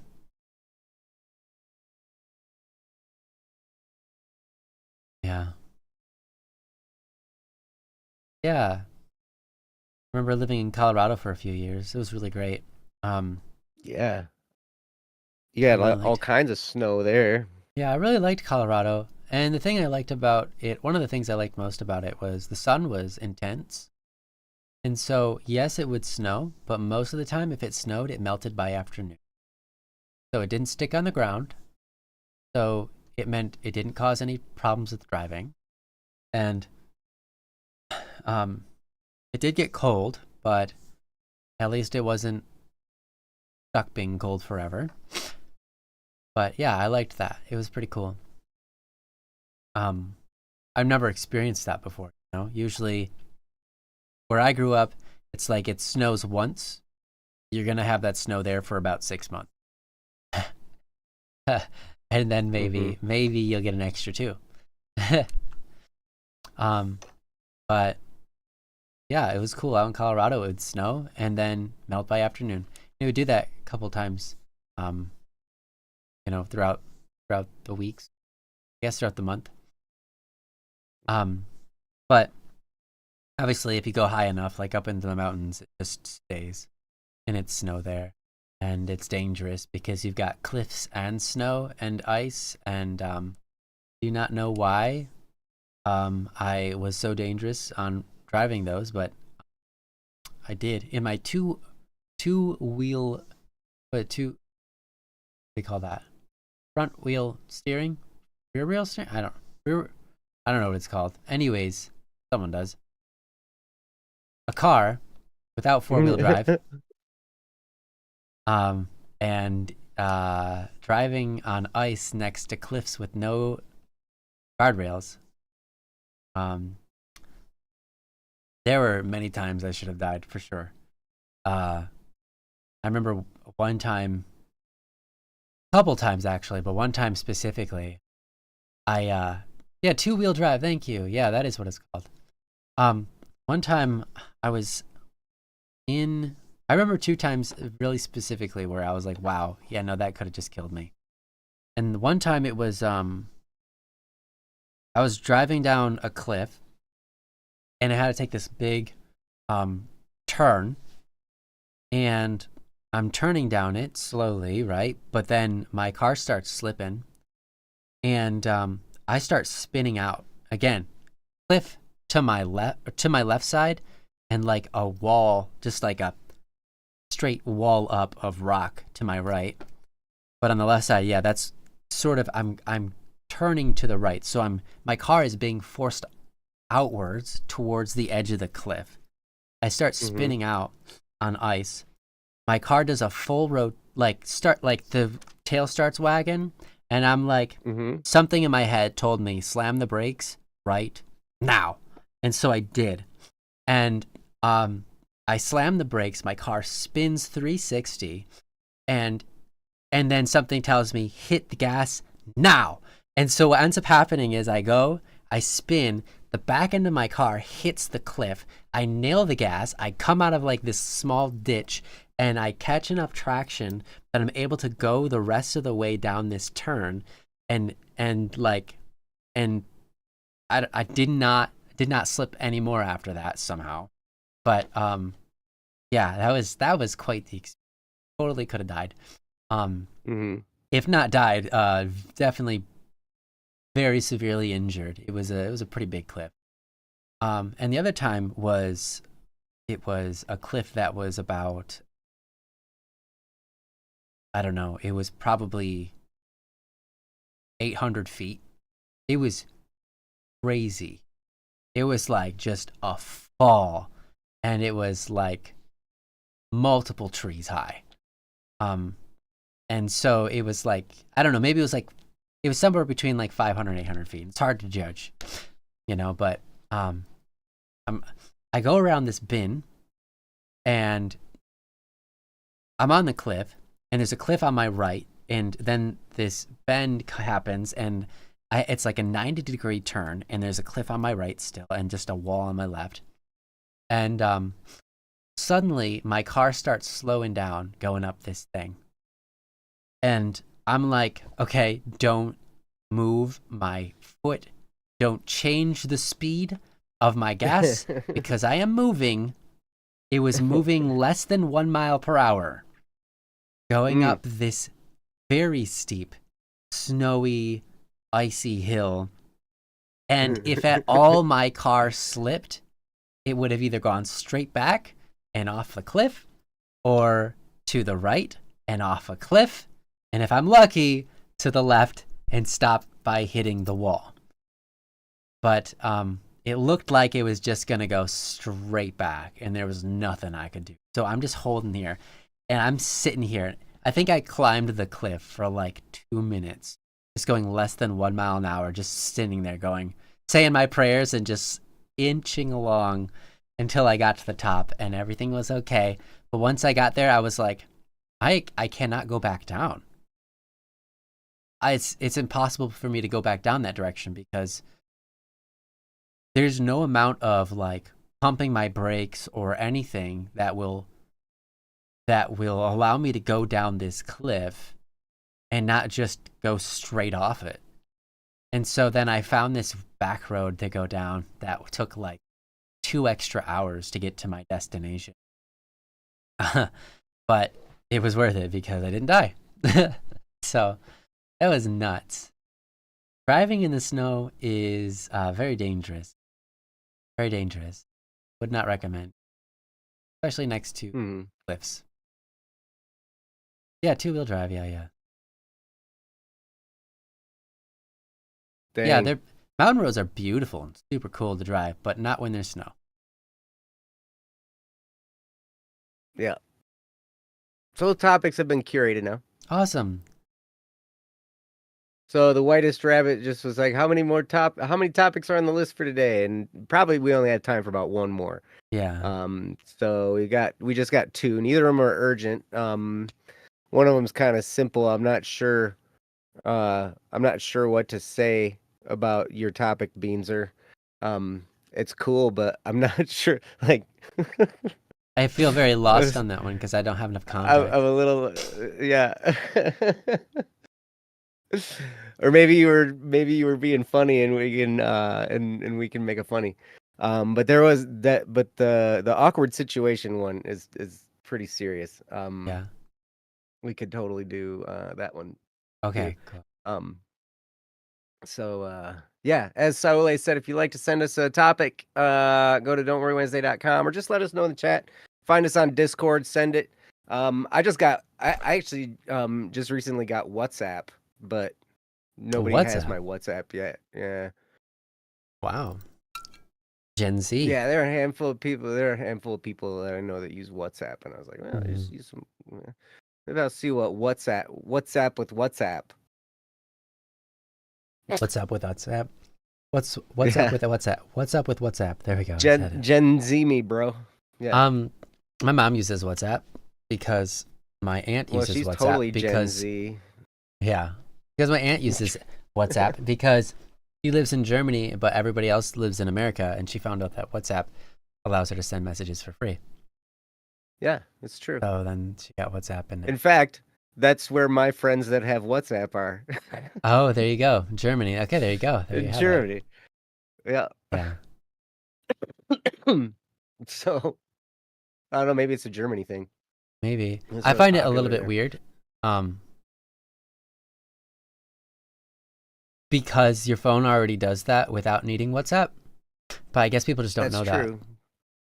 Well, your phone does that, but sometimes people have roaming if they just use their phone service, or they have that long distance, or they do whatever, right? If your phone can have WhatsApp on it, your phone can connect to Wi-Fi, right? Right. In order to connect to WhatsApp, you need Wi-Fi, right?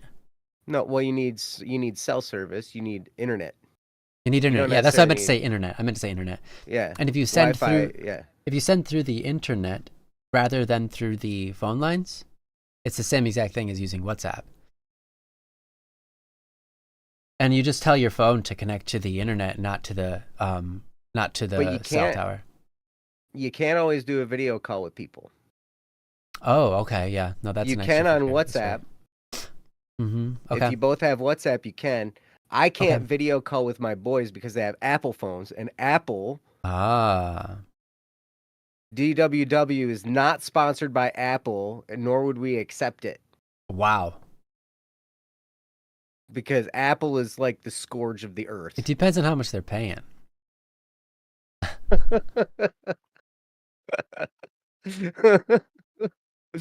I'm sorry, it's not actually the scourge of the earth. I'm just an Android user, so I guess. Fine.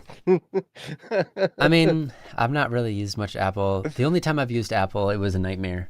That was my only experience, so that's not great. And I realize that Apple is good. Otherwise, it wouldn't be used. Apple has a lot of good things going for it. It's just not good that every time I've experienced Apple, it's my mom or someone coming to me and saying my blah blah is broken. Can you fix it? And I'm like, yeah, sure. It's an Apple and then product? I try anything, and I'm No, like, oh, it's an Apple product. Sorry, Apple doesn't allow you to fix the product. Unless you have to take it to the Apple store. Yeah, and so I can't enter. I can't do anything for you. So that was my only. Those are my only experiences with Apple. So yeah, that's not a very good. That's not a very good like. That's not. I mean, obviously, that's not a real. Dig into an Android experience. Phone and work on it. You know, you can do that with Android. You can work on stuff, right? Customize it, all that kind of stuff. Yeah, it's not a very fair. It's not a very fair assessment for Apple if that's my only experience with them, right? So sure. I don't know. People get Apples because they work.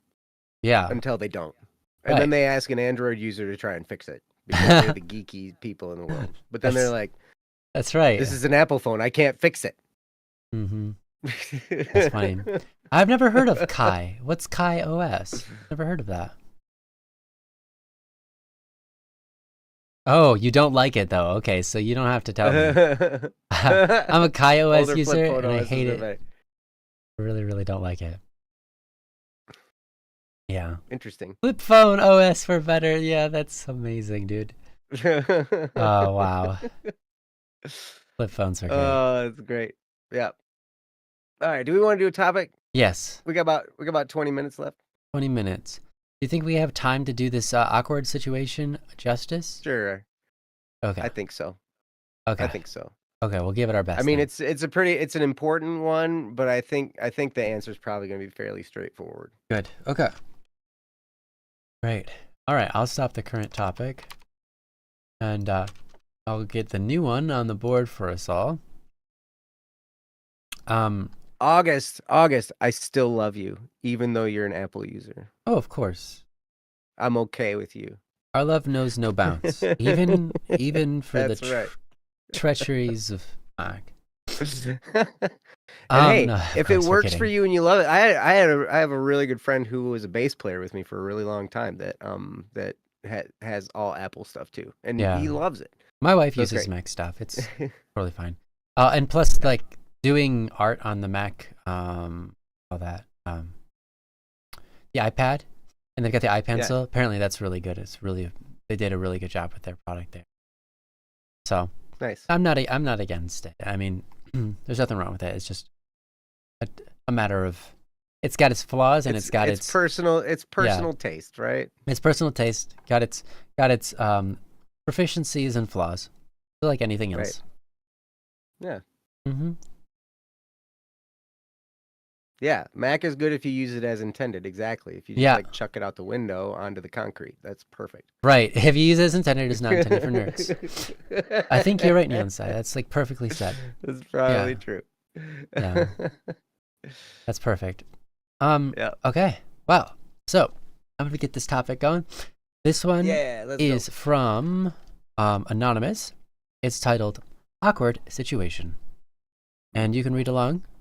It reads as follows. An extremely awkward situation. I'm not someone who needs many friends, but I met someone kind online a few months ago. However, their constant daily texts and calls quickly felt beyond overwhelming. Like way beyond. I'm used to occasional chats and calls, but this person's behavior was excessive. The situation escalated when they confessed their feelings after... hold on. Nope, I skipped a line. You're right. Oh, wow. Okay, yeah, no, I got it right. Confessed their feelings after our third call. The problem wasn't the line. The problem was my dyslexia. I read child instead of third. Okay. But this... Okay, so now that we're with it. They confessed their feelings after our third call. I felt angry because they barely knew me. I mean, they didn't even know my face or truly any depth of my life. But it was so much worse because right before the confusion, they had admitted to having explicit thoughts of me. Oh, great. Now I'm lost. I enjoyed talking to them before, although I had wanted to reduce our interactions before the confession, but now I don't really want to talk with them and avoided texting and talking with them for the past month.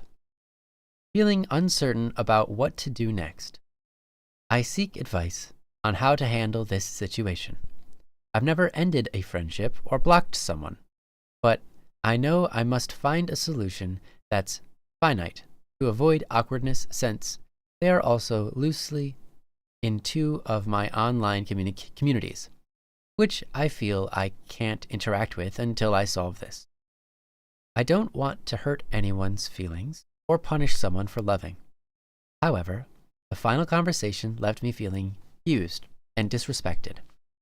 Thanks for reading, and I look forward to the advice Joe, Ryan, and Yansai can share, as well as chat, of course. From Anonymous. Mm-hmm. Thank you. This is a great one, and Anonymous. Why did you be anonymous? Why don't you just put your name out there and the name of the person and everything? You could have fixed the whole situation right now. Wow, with this intensity of awkwardness. You know, I've said many times, embrace the awkward, but I understand certain scenarios require some tact. This is touchy. Yes, absolutely, touchy. Absolutely. Of course, the person in question, if they are here, probably would know if they are the person, but still, it's great to not name names, especially if they're in groups of friends of yours. But regardless, Sure. I think this is a very hard situation. And I've had my fair share of things like this. I've had people try to make sexual advances on me and, you know, spout their love for me before they really even know me or, you know, understand. I feel like a lot of times they don't even understand themselves. So, you know, it feels a little bit confounded, confusing, to say the least. But it's also, like you said, you feel,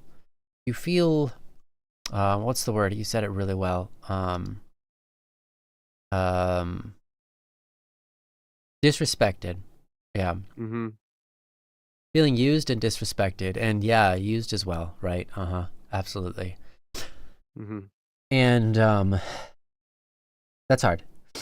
And like, how do you resolve a situation like this where you feel used by someone, and then how do you know, it's not necessarily the right thing to do to just, you know, toss it out the window and say, oh, it's just me, and just let it be whatever, because I've done that, and trust me, what ends up happening is they just keep on pressing themselves on you, and it's not great. So to have some amount of what's the word? Strictness applied to the relationship. That's not the right word, but you get what I'm saying. Some kind of feedback that helps them know that their behavior elicits negative feelings and experiences for you, is important, right? It is important for them to know that their actions and their thoughts, right, that they're entertaining and then telling you about, right, elicit the feeling of being used and misused and disrespected. And I think that's important, because it's not just important for them to know that so that they stop, but also important for them to know that so they can sort of resolve this in their own mind and recognize that there is a problem with doing that sort of thing. You know, in this current world we're living, you're going to get a lot of mixed opinions about that. You know, some people are very open with their sexuality and that sort of thing, and just, you know, treat people like that, and they openly tell people that they're having sexual fantasies about them, and that's awful.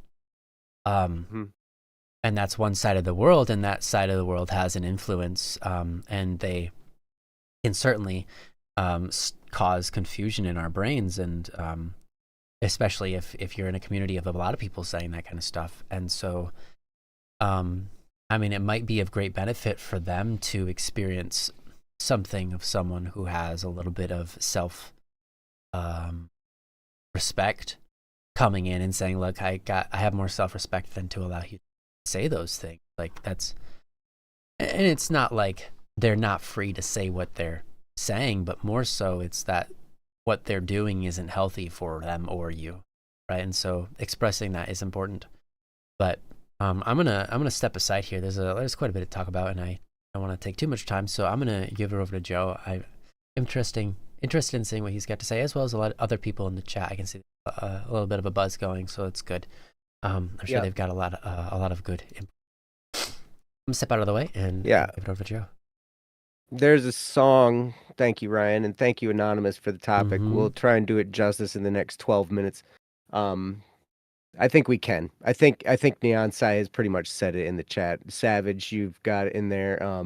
Exactly. Whoever this is has zero clue as to what is a boundary. I think you're spot on, Savage.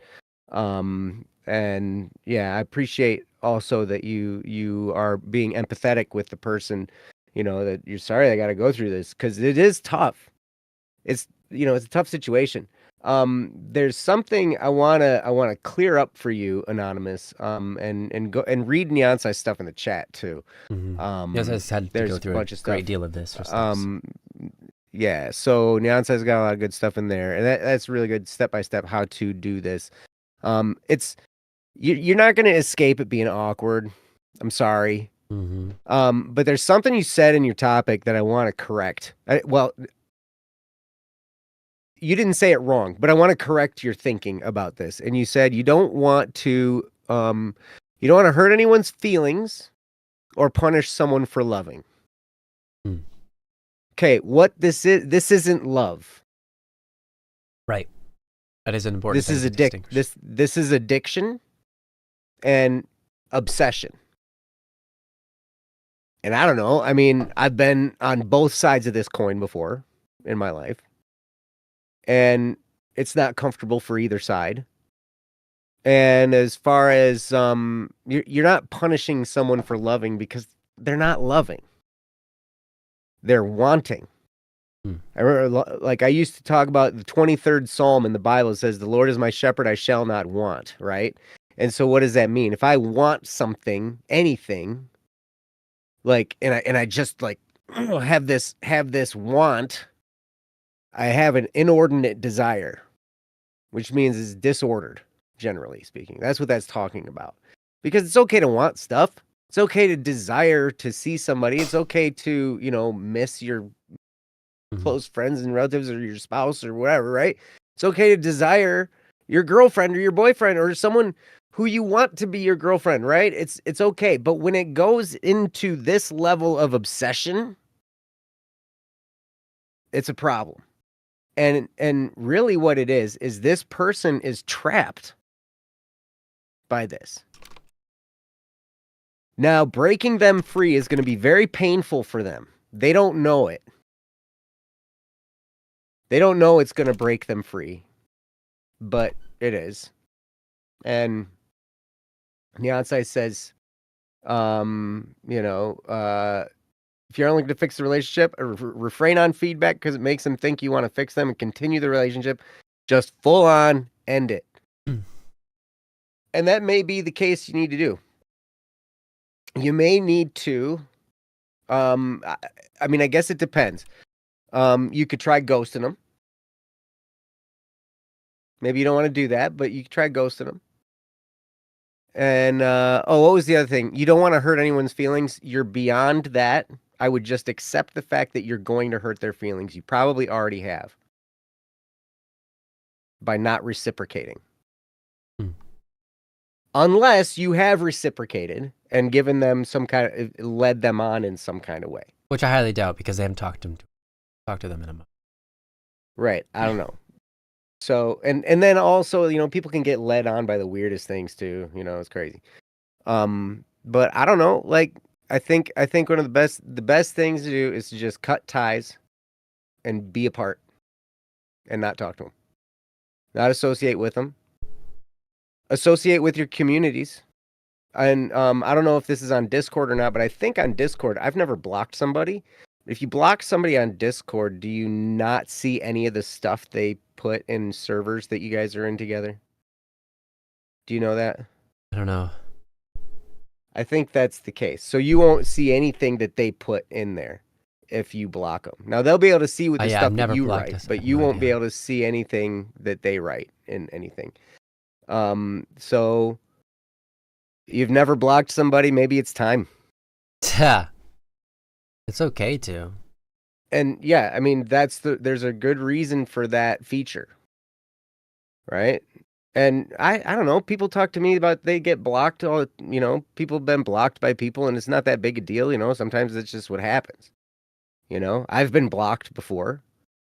And it sucks at the time, but you get over it and you move on. And they're going to be okay.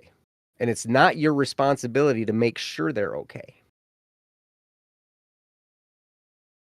Right now, your presence in their life is an addiction that they need to be freed from, and the only way they're going to do that is to be cut off. Like Beyonce said, just end it. And I'm sorry. I know you don't want to hurt anybody's feelings, but sometimes you do. Not that you want to, but sometimes you just do. Sometimes you do the right thing and it hurts people's feelings. Sure. I know I'm talking a little bit tough right now, but I want you to be tough inside because there are times, I don't know, like, I feel like sometimes we get really, we care, we love, we don't want to hurt anybody's feelings, we get into this whole crazy stuff, and then it's like, and then all we are, we don't have any strength to stand on our own, right? So we need to learn how to have that strength. And sometimes this is the way to do it. And I will tell you, in life, sometimes people are going to get hurt by what you do when you do the right thing. In fact, a lot of times people get hurt by what you do when you do the right thing, because a lot of people are on the wrong track. And when you do the right thing, it hurts them. Right? But it's not your fault. And so don't blame yourself. And so maybe what you do, if you want to say something to them, you have a couple different options. You could say something to them and have an awkward conversation.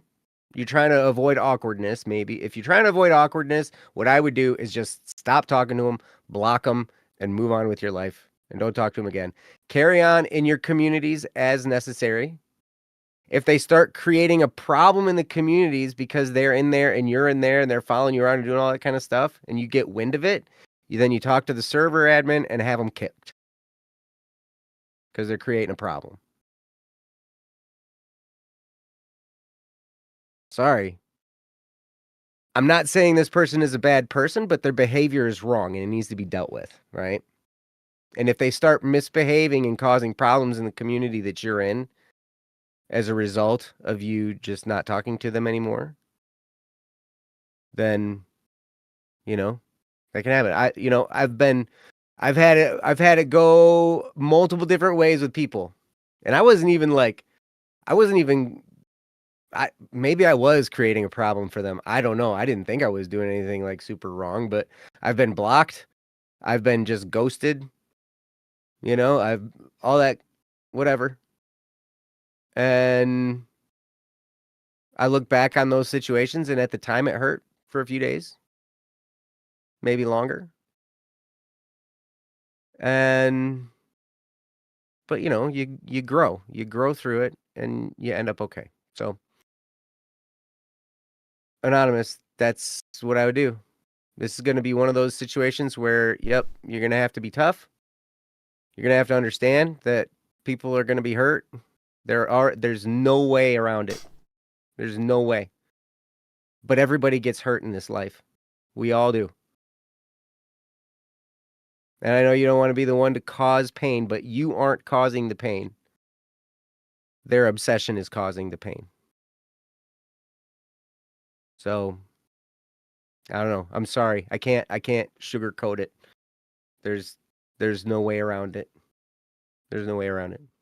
So, Ryan, maybe you know of a way to sugarcoat it and make it nice. So I'm going to turn it over to you. Sure. I mean, to be honest, in my experience, for people like this, when I have experiences like this, usually, I mean, obviously it depends on my current situation. If I have, obviously now I have a wife, so I would just, all right, now I have a wife, not healthy, and then that would be that. But even when I was single, I can't say I always did the right thing. Usually I was very kind and just kind of slowly let their interest die by being a goody two-shoe. And anytime they talked about anything like that, I would just be like, yo, that's like not appropriate. Let's talk about something else. And if I did that enough, right, I'm telling you, this is probably the best way to ease them out of it. And I'm not saying that it's necessarily the best way. I think, what Yancey said, obviously, might be a better and more direct route, just to say like, hey, we're done. We're not having that. I'm not having that. That's not right. That's not good. But my experience in the past has always been, for me, I'll just be friendly. And if they ever bring up anything like that, I take like um the annoying perhaps, but there's a holier route. Let's not go this one. And I'd always just say stuff like that. And what happens is when they're faced with that, they either immediately go like, ew, I'm put off by that, and I don't, either they're hit face to face with this conundrum of like, I believe that there is something better than what I'm doing, and what I'm doing right now is bad, and I need to change that, which is great. Or they're hit with that and they go, I don't believe in any of that crap, and you're disgusting to me now because you do. And so either way, it's a really good way of getting people off, getting people away from that behavior and topic. Again, is it the best way to do things? I'm not so sure that it is. It does kind of cause things to be led on for a while, as Saule was talking about. It does cause this feeling that like, oh, maybe there's a chance for them. So if it were me, I would just, if I was worried about that, I would just tell them like, hey, sorry, there's no chance like at all ever. And also, let's not talk about that kind of stuff. Let's talk about something a little bit better.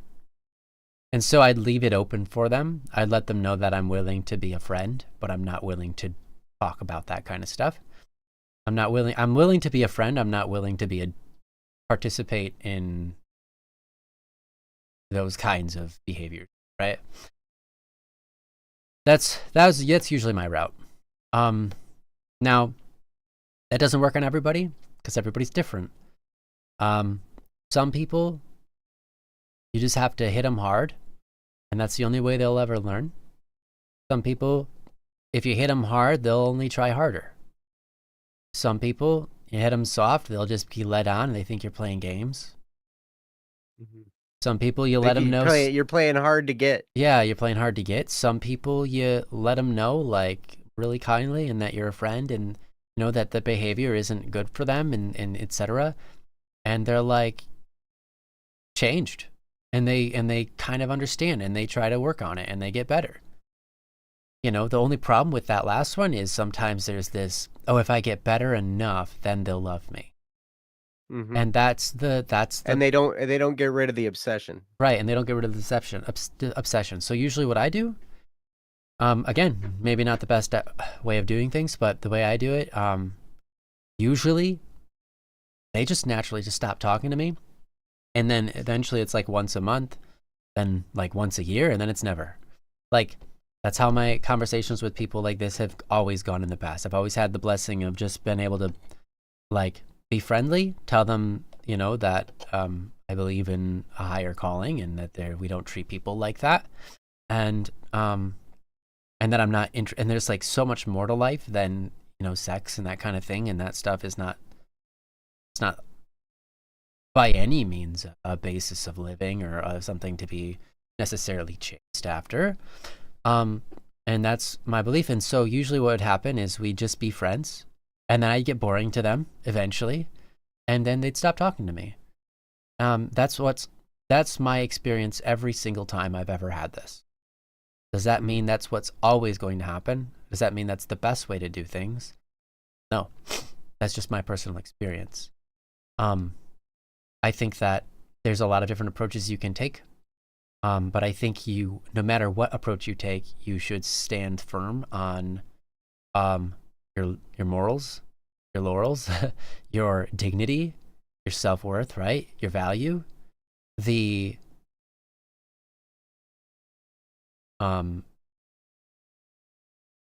guess just all of that. And then if you feel need to guide them and you think that they're going to reciprocate or respond at all to your guidance, then you can say like, hey, like that stuff's not what life's about. And I know that that's like 24/7 in the songs that you listen to, because that's what all songs are about. And also like, if you ever watched television or YouTube, like I know that stuff is constantly out there. Oh yeah. But that's not that. We are a very hypersexualized culture. Yeah, it's overblown. Very hypersexual. In fact, sexual identity has become the main identity for an entire group of people in the world. Right. And it's not healthy to obsess Right. about anything in life, generally speaking, and especially not something as something like sex, which is it's a whole different topic. But regardless, yeah. For me, that's my experience. That's all I can share is my own personal experience and the experience of those around me. I can do that in Yansai's experience. I think she did the right things.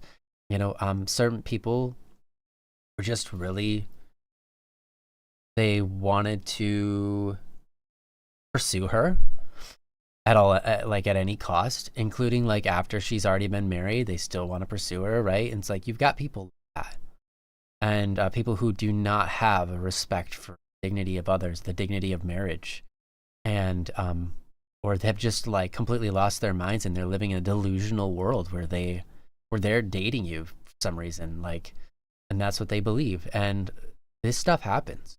It's real and it happens. And I think, and, you know, in those kinds of scenarios, I don't necessarily see my approach working, but my approach is my approach from the very beginning. And I guess that's a little bit different, you know, I don't know. So, you know, different people attract different crowds. You might be the kind of person that attracts crazy people to you. I might not be, right? I mean, that's the way things are. Like I've attracted crazy people to me. I guess that's actually true. Dating a crazy person, but that's okay. Dang. Well, I'm friends with you and I'm crazy, man. Yeah, that's true. That's true. You got crazy all around you. Yeah, well, I am phlegmatic, which tends to be the really easygoing and like attracts all of the outcasts. Brings out the crazy in all of us, Ryan. Yeah. Brings out the crazy in people. No. Brings out the crazy in your wife, man. But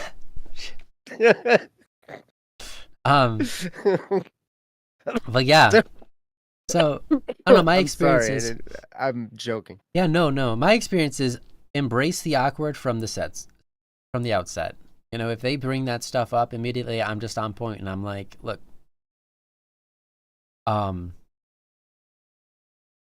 like I'm not necessarily cold with them. I invite them to something better is what I always do. So if someone is like that from the outset and they start talking like that, I just go like, you know, for me, you know, in the world, I think there's so much more to a human being, sex, and like sex is such a silly small thing that we overblow, and like people are obsessed with it and it ruins lives. And I'm telling you, it ruins lives. I mean it. It ruins lives, and it's ruined millions and millions and millions of lives, and is currently ruining millions and billions of lives today. Like this obsession of sex, not sex itself, but just the obsession of it. And so I invite them to be like, why don't you be someone? Why don't you be different? Why don't you like try to be something better? Because most people are failing at this, but you have everything it takes to succeed. And you're a friendly person. We've had a lot of talks, and I know that you're capable, and you're awesome. I've enjoyed my talks with you, and I know that you're capable because of the talks we've had.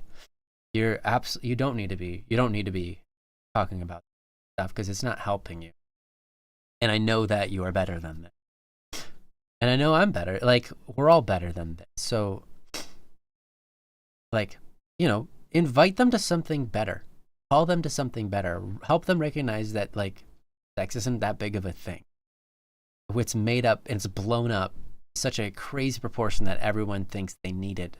They're starving, that they're lacking it, right? But they're not, right? And so just, that's always been mine, but I don't know in your position what that would be like. I mean, you might feel like you owe the person an apology for not talking to them because you weren't sure what to do for a while and how to respond, but now you've come up with a solution. That's totally fine. You can approach it that way. You could also approach it with like, hey, this really wasn't appropriate, and I don't see us getting onto a page from here that ever will be appropriate. That's the way I feel about this, because you cross such a line that I can't unremember that. And so I don't know where to go from here other than forward. And forward is, I'm sorry, but like not we just aren't friends. We don't match together. Like Anyansai said, our personalities just don't work together, type of stuff. And maybe that's where you need to go. Honestly, you can take it a lot of different directions. But one way or another, you're going to have to face this. One way or another. I mean, you could do the route where you just block them. Obviously, but one way or another, you're going to have to lay down some kind of enforcement, kind of, quote, law, regarding yourself, because you deserve that. Because you're a dignified human being, and you deserve's not even the right word, but in your dignity, you have a way that you should be treated and a way that you shouldn't be treated, and obviously, because you have an inherent value to you, and it was crossed. So it's like, one way or another, you're gonna have to lay down the law there. And I know you don't want to hurt someone. And the truth is, like Joe said, a lot of times when we do the right thing, it hurts. They want to do the wrong thing and stopping them. Like, that's normal. True. That's the battle. That's always the battle of good and evil. That's always been the battle. Like, that's normal. It's okay. There's like the golden rule, and that is like, do unto others what you would have them do unto you. That's a good rule. It's an okay rule. There's no rule that says, like, it isn't a virtue to not hurt. Because to protect somebody else, on occasion, means you have to stop someone else and hurt them by doing so, right? Like, if someone was coming at your friend violently, you might violently interrupt that if you can. Yeah. It's okay. That's the basis of self-defense. Yeah, it's self-defense, right? And this is a form of self-defense as well, right? Because you are defending your own dignity, and it's only natural to defend yourself. And so I think the best thing you can do is just be open about your experience with it. Let them know that what they're doing, you don't believe is the right way, the right direction for them in life, and you believe in them that they could be much better. But if they see that as an opportunity to pursue you, and you start to take notice of that, then you got to shut that down right away too. And so maybe you start with that. You're just like, hey, this isn't an opportunity for you to pursue me. I've closed that door. I didn't have that door open in the first place, but I want to let you know, like, I'm not looking. And even if you're like, oh, blah, blah, blah, I'll still chase anyways. Please don't. Please, as a friend, please don't. And then tell them, like, what you think they did wasn't the best move and that they could be better. And then move on. Or literally just say, like, this is not going to work. There's too many incompatibilities, and it's not even, like, at this point, a matter of relationship, of being, like, romantically involved. It's like you can't even be friends. So it's okay to just drop it. Like, you have to pick your friends in life, and that's the thing. You are like they say you're the sum of the 5 people you spend the most time with. Like, who you are is generally somewhere in the scope of being very similar to the 5 people you spend the most time around. And you think about that, and if you say, okay, that's true, that it's pretty important to pick who you're being around. Are you going to pick the people that, disrespect others? Because maybe that's what you'd become. You'd at least have to endure it, even if you wouldn't become it.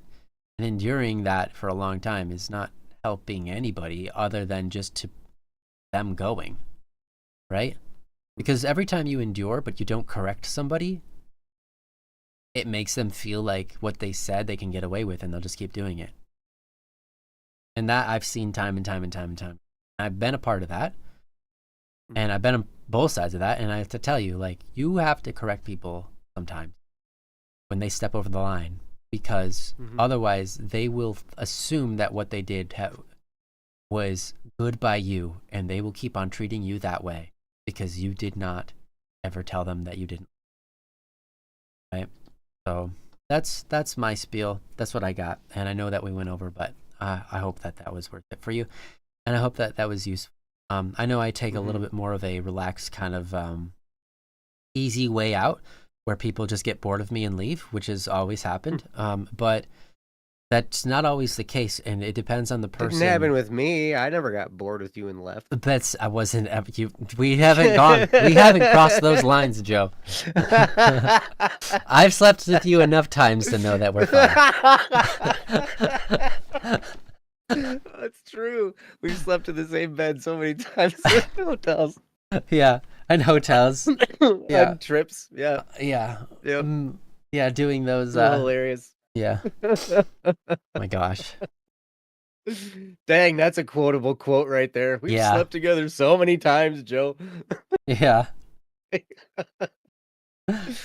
Oh, it's great. What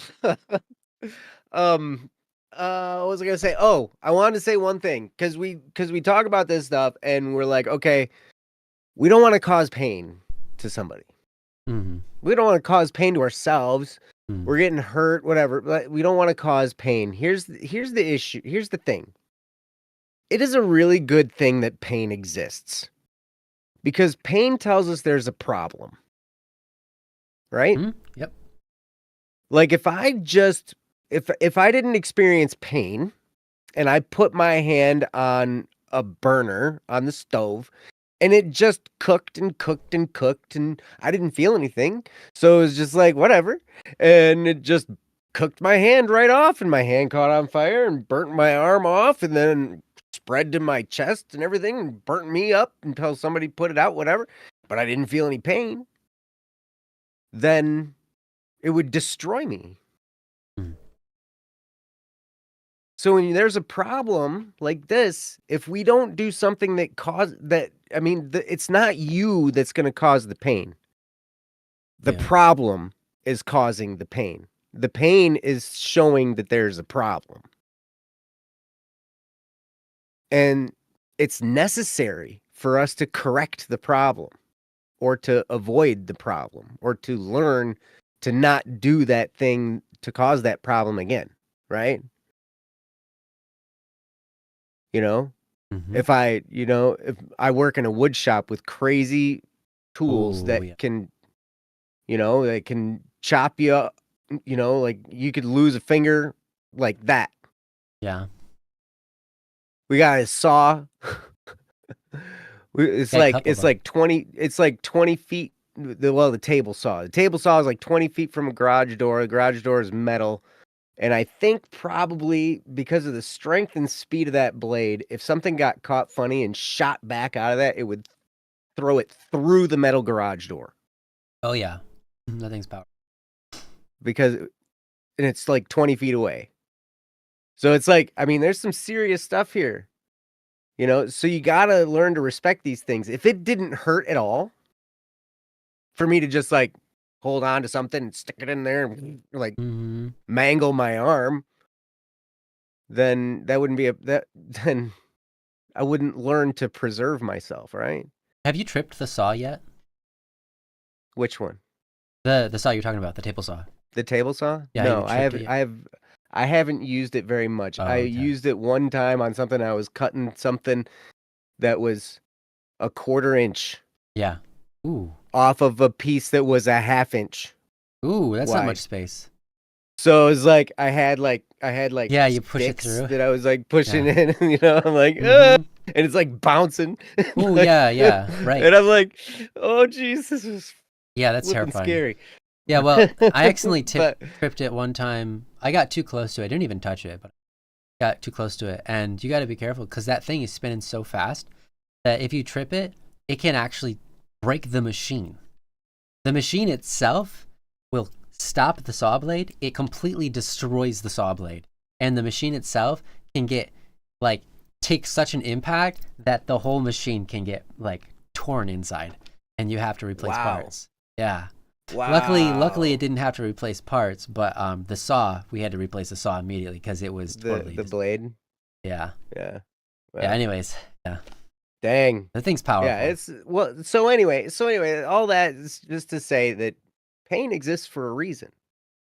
And so we don't need to be afraid that somebody's going to get hurt, because all that hurt's going to do is show that there's a problem.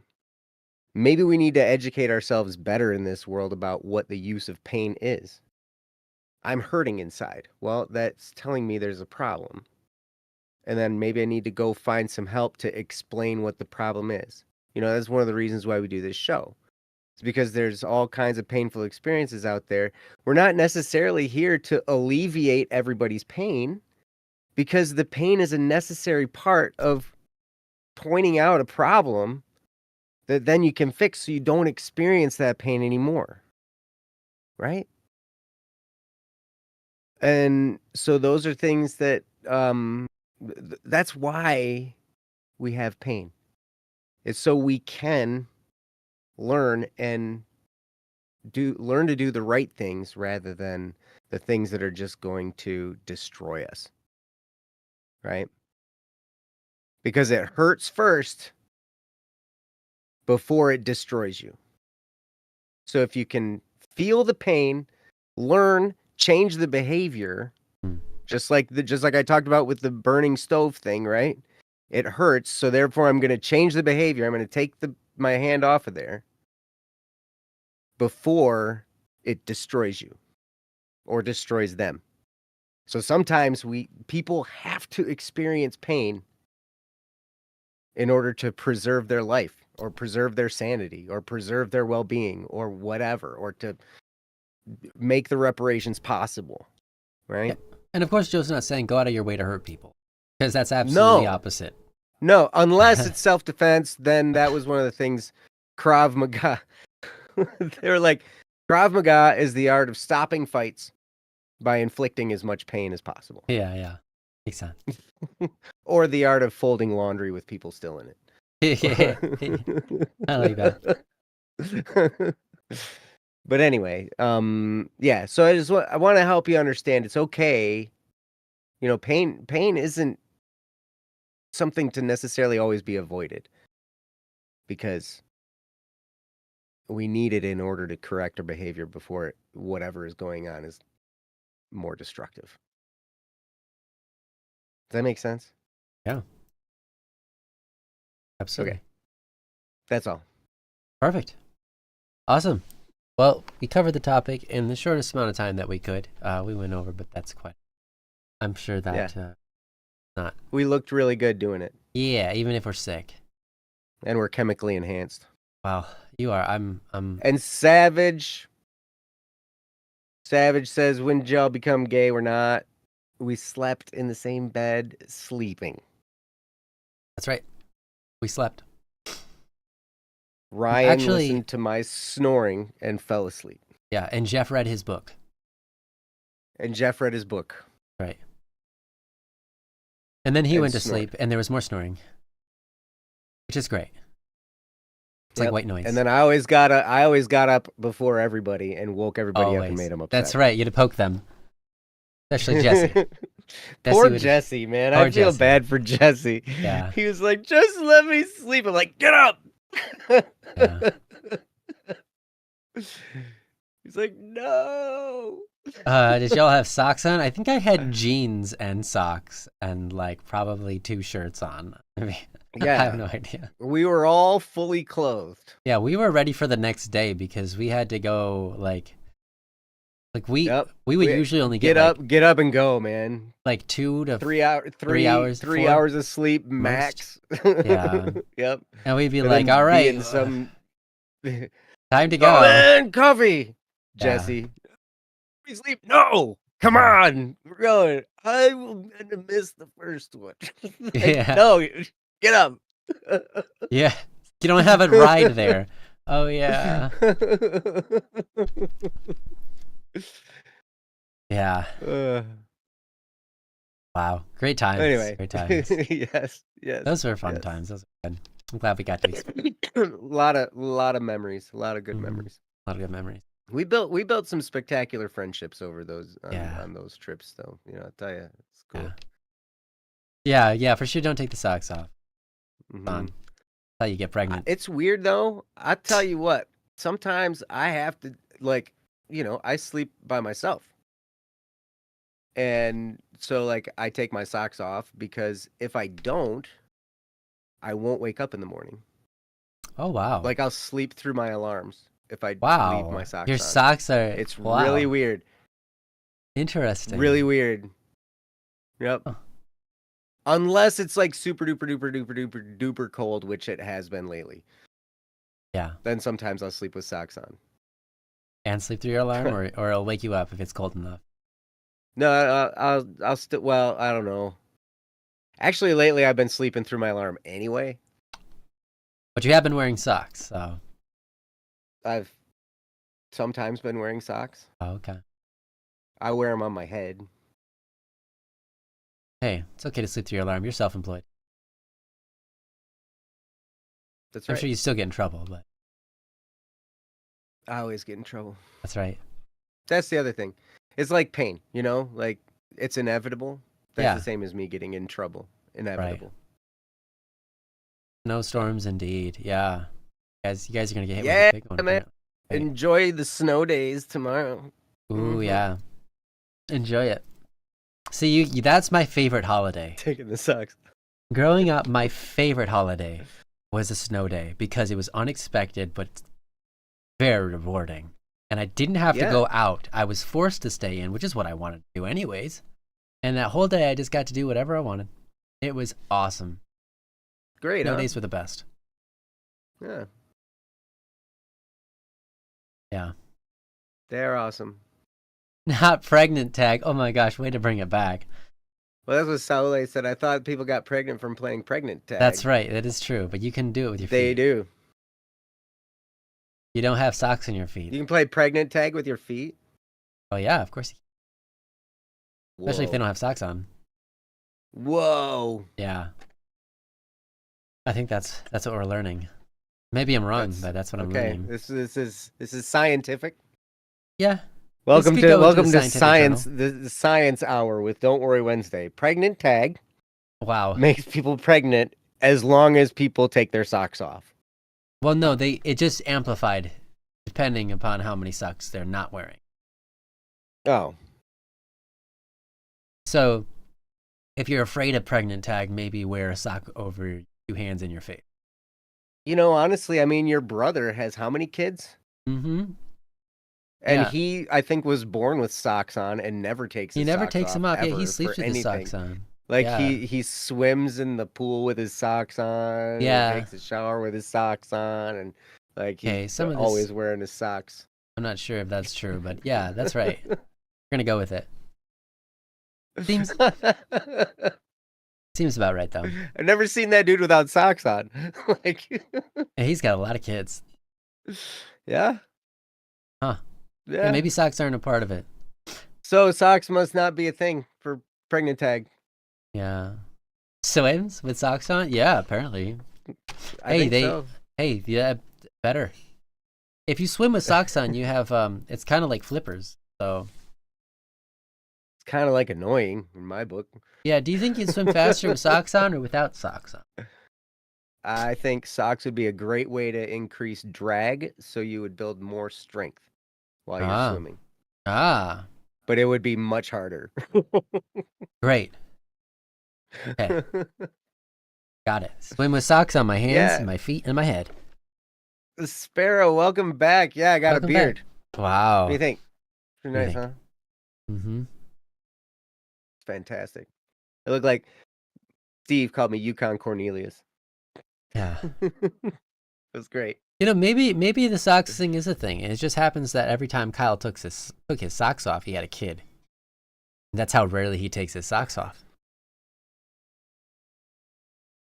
So he's taken his socks off 8 times in his life. Yeah, about once every 2 years. Yeah. Ryan has a beard. Look at Ryan's beard. Look at that thing. Yeah. Kyle got pregnant. Yeah, that's right. Kyle got pregnant, and then he gave it to Diana. He said, "Here, you can have it." Yes, here, you do this thing. You. I don't want to do it anymore. Yeah. Look, I got a full-time job, and I know you're watching the kids already, but so just here's another one to watch. Yep. Yeah. I guess something like that. Yeah. There's all kinds of pregnant tags. I see Peach Fuzz. There, yeah.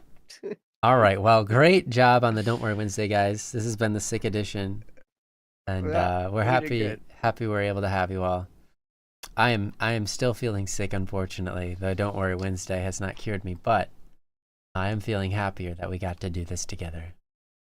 Yes. With all of you guys who are so awesome. They're so great.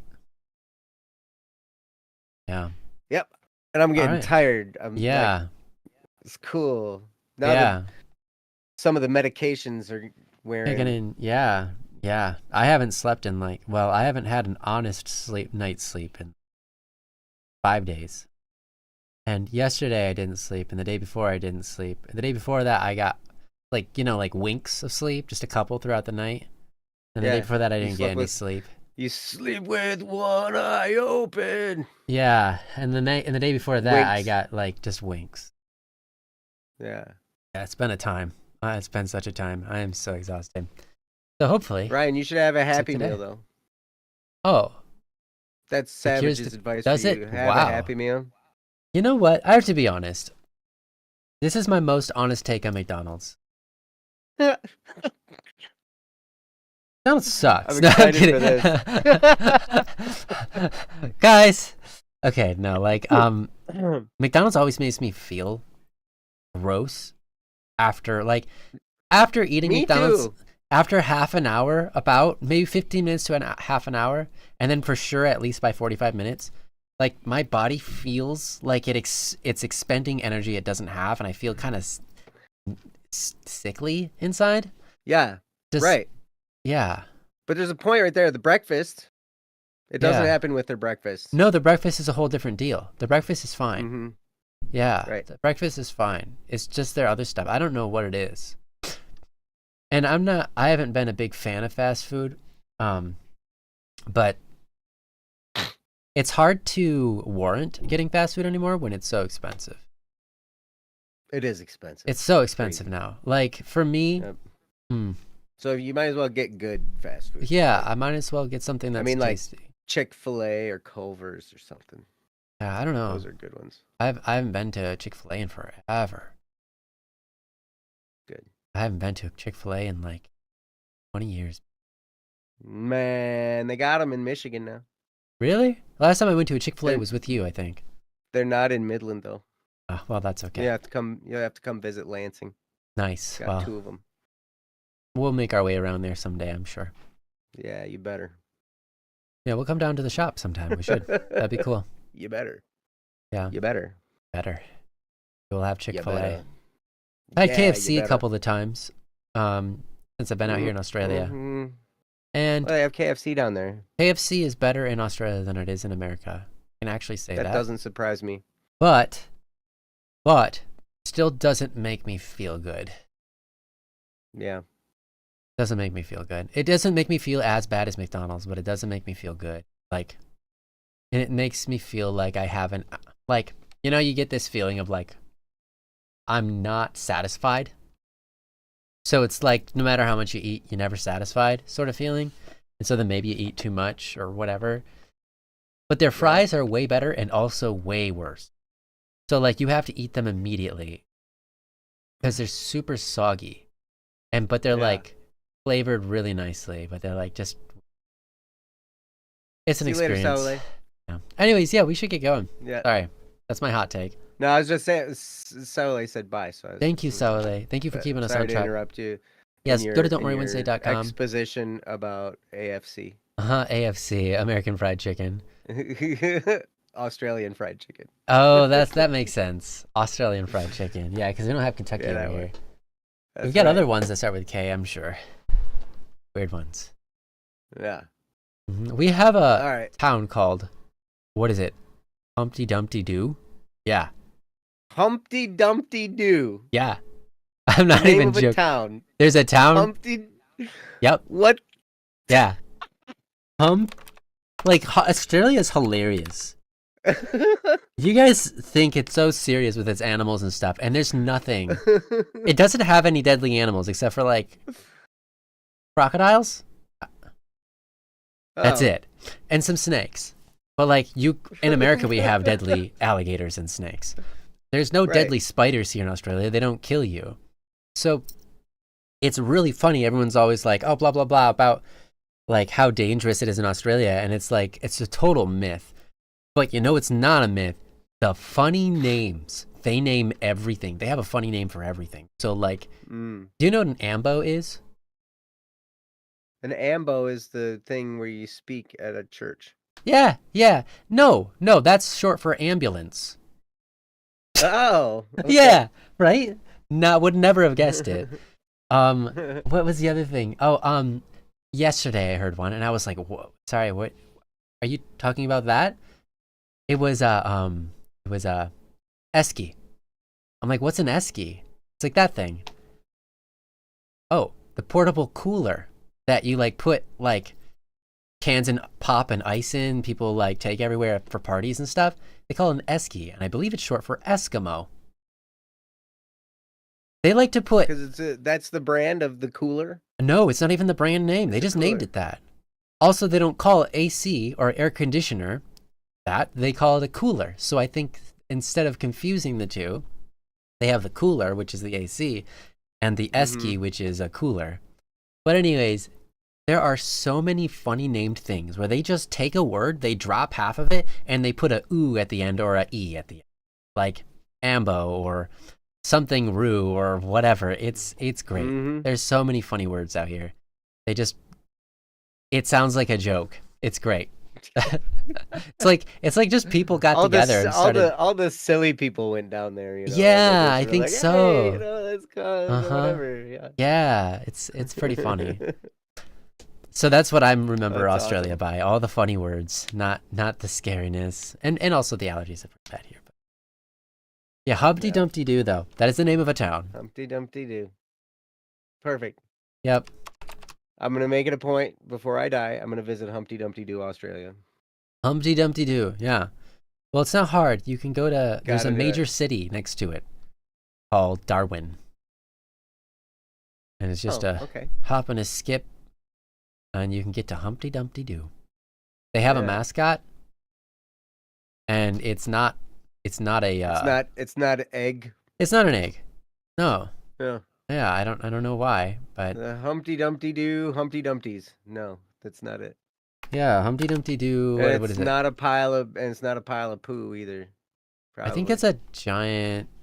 Oh, it's a big boxing crocodile. It's a crocodile with boxing gloves on. Perfect. Looking like it's exactly what I think about when I think. Yeah, Humpty Dumpty Doo. Yeah, these guys are funny over here. All right. Well, anyways. Sorry about derailing. Let's close it down. I'm so exhausted. That's all right. Yeah, all right. Have a great night, everybody. Week, guys. We love you guys. We love you all. Yeah, thank you. Yeah. Blessings to you all and peace. Bye. Have a great weekend. Week, day, week, life, time experience. Week, day, weekend. Yeah. Come back. Please.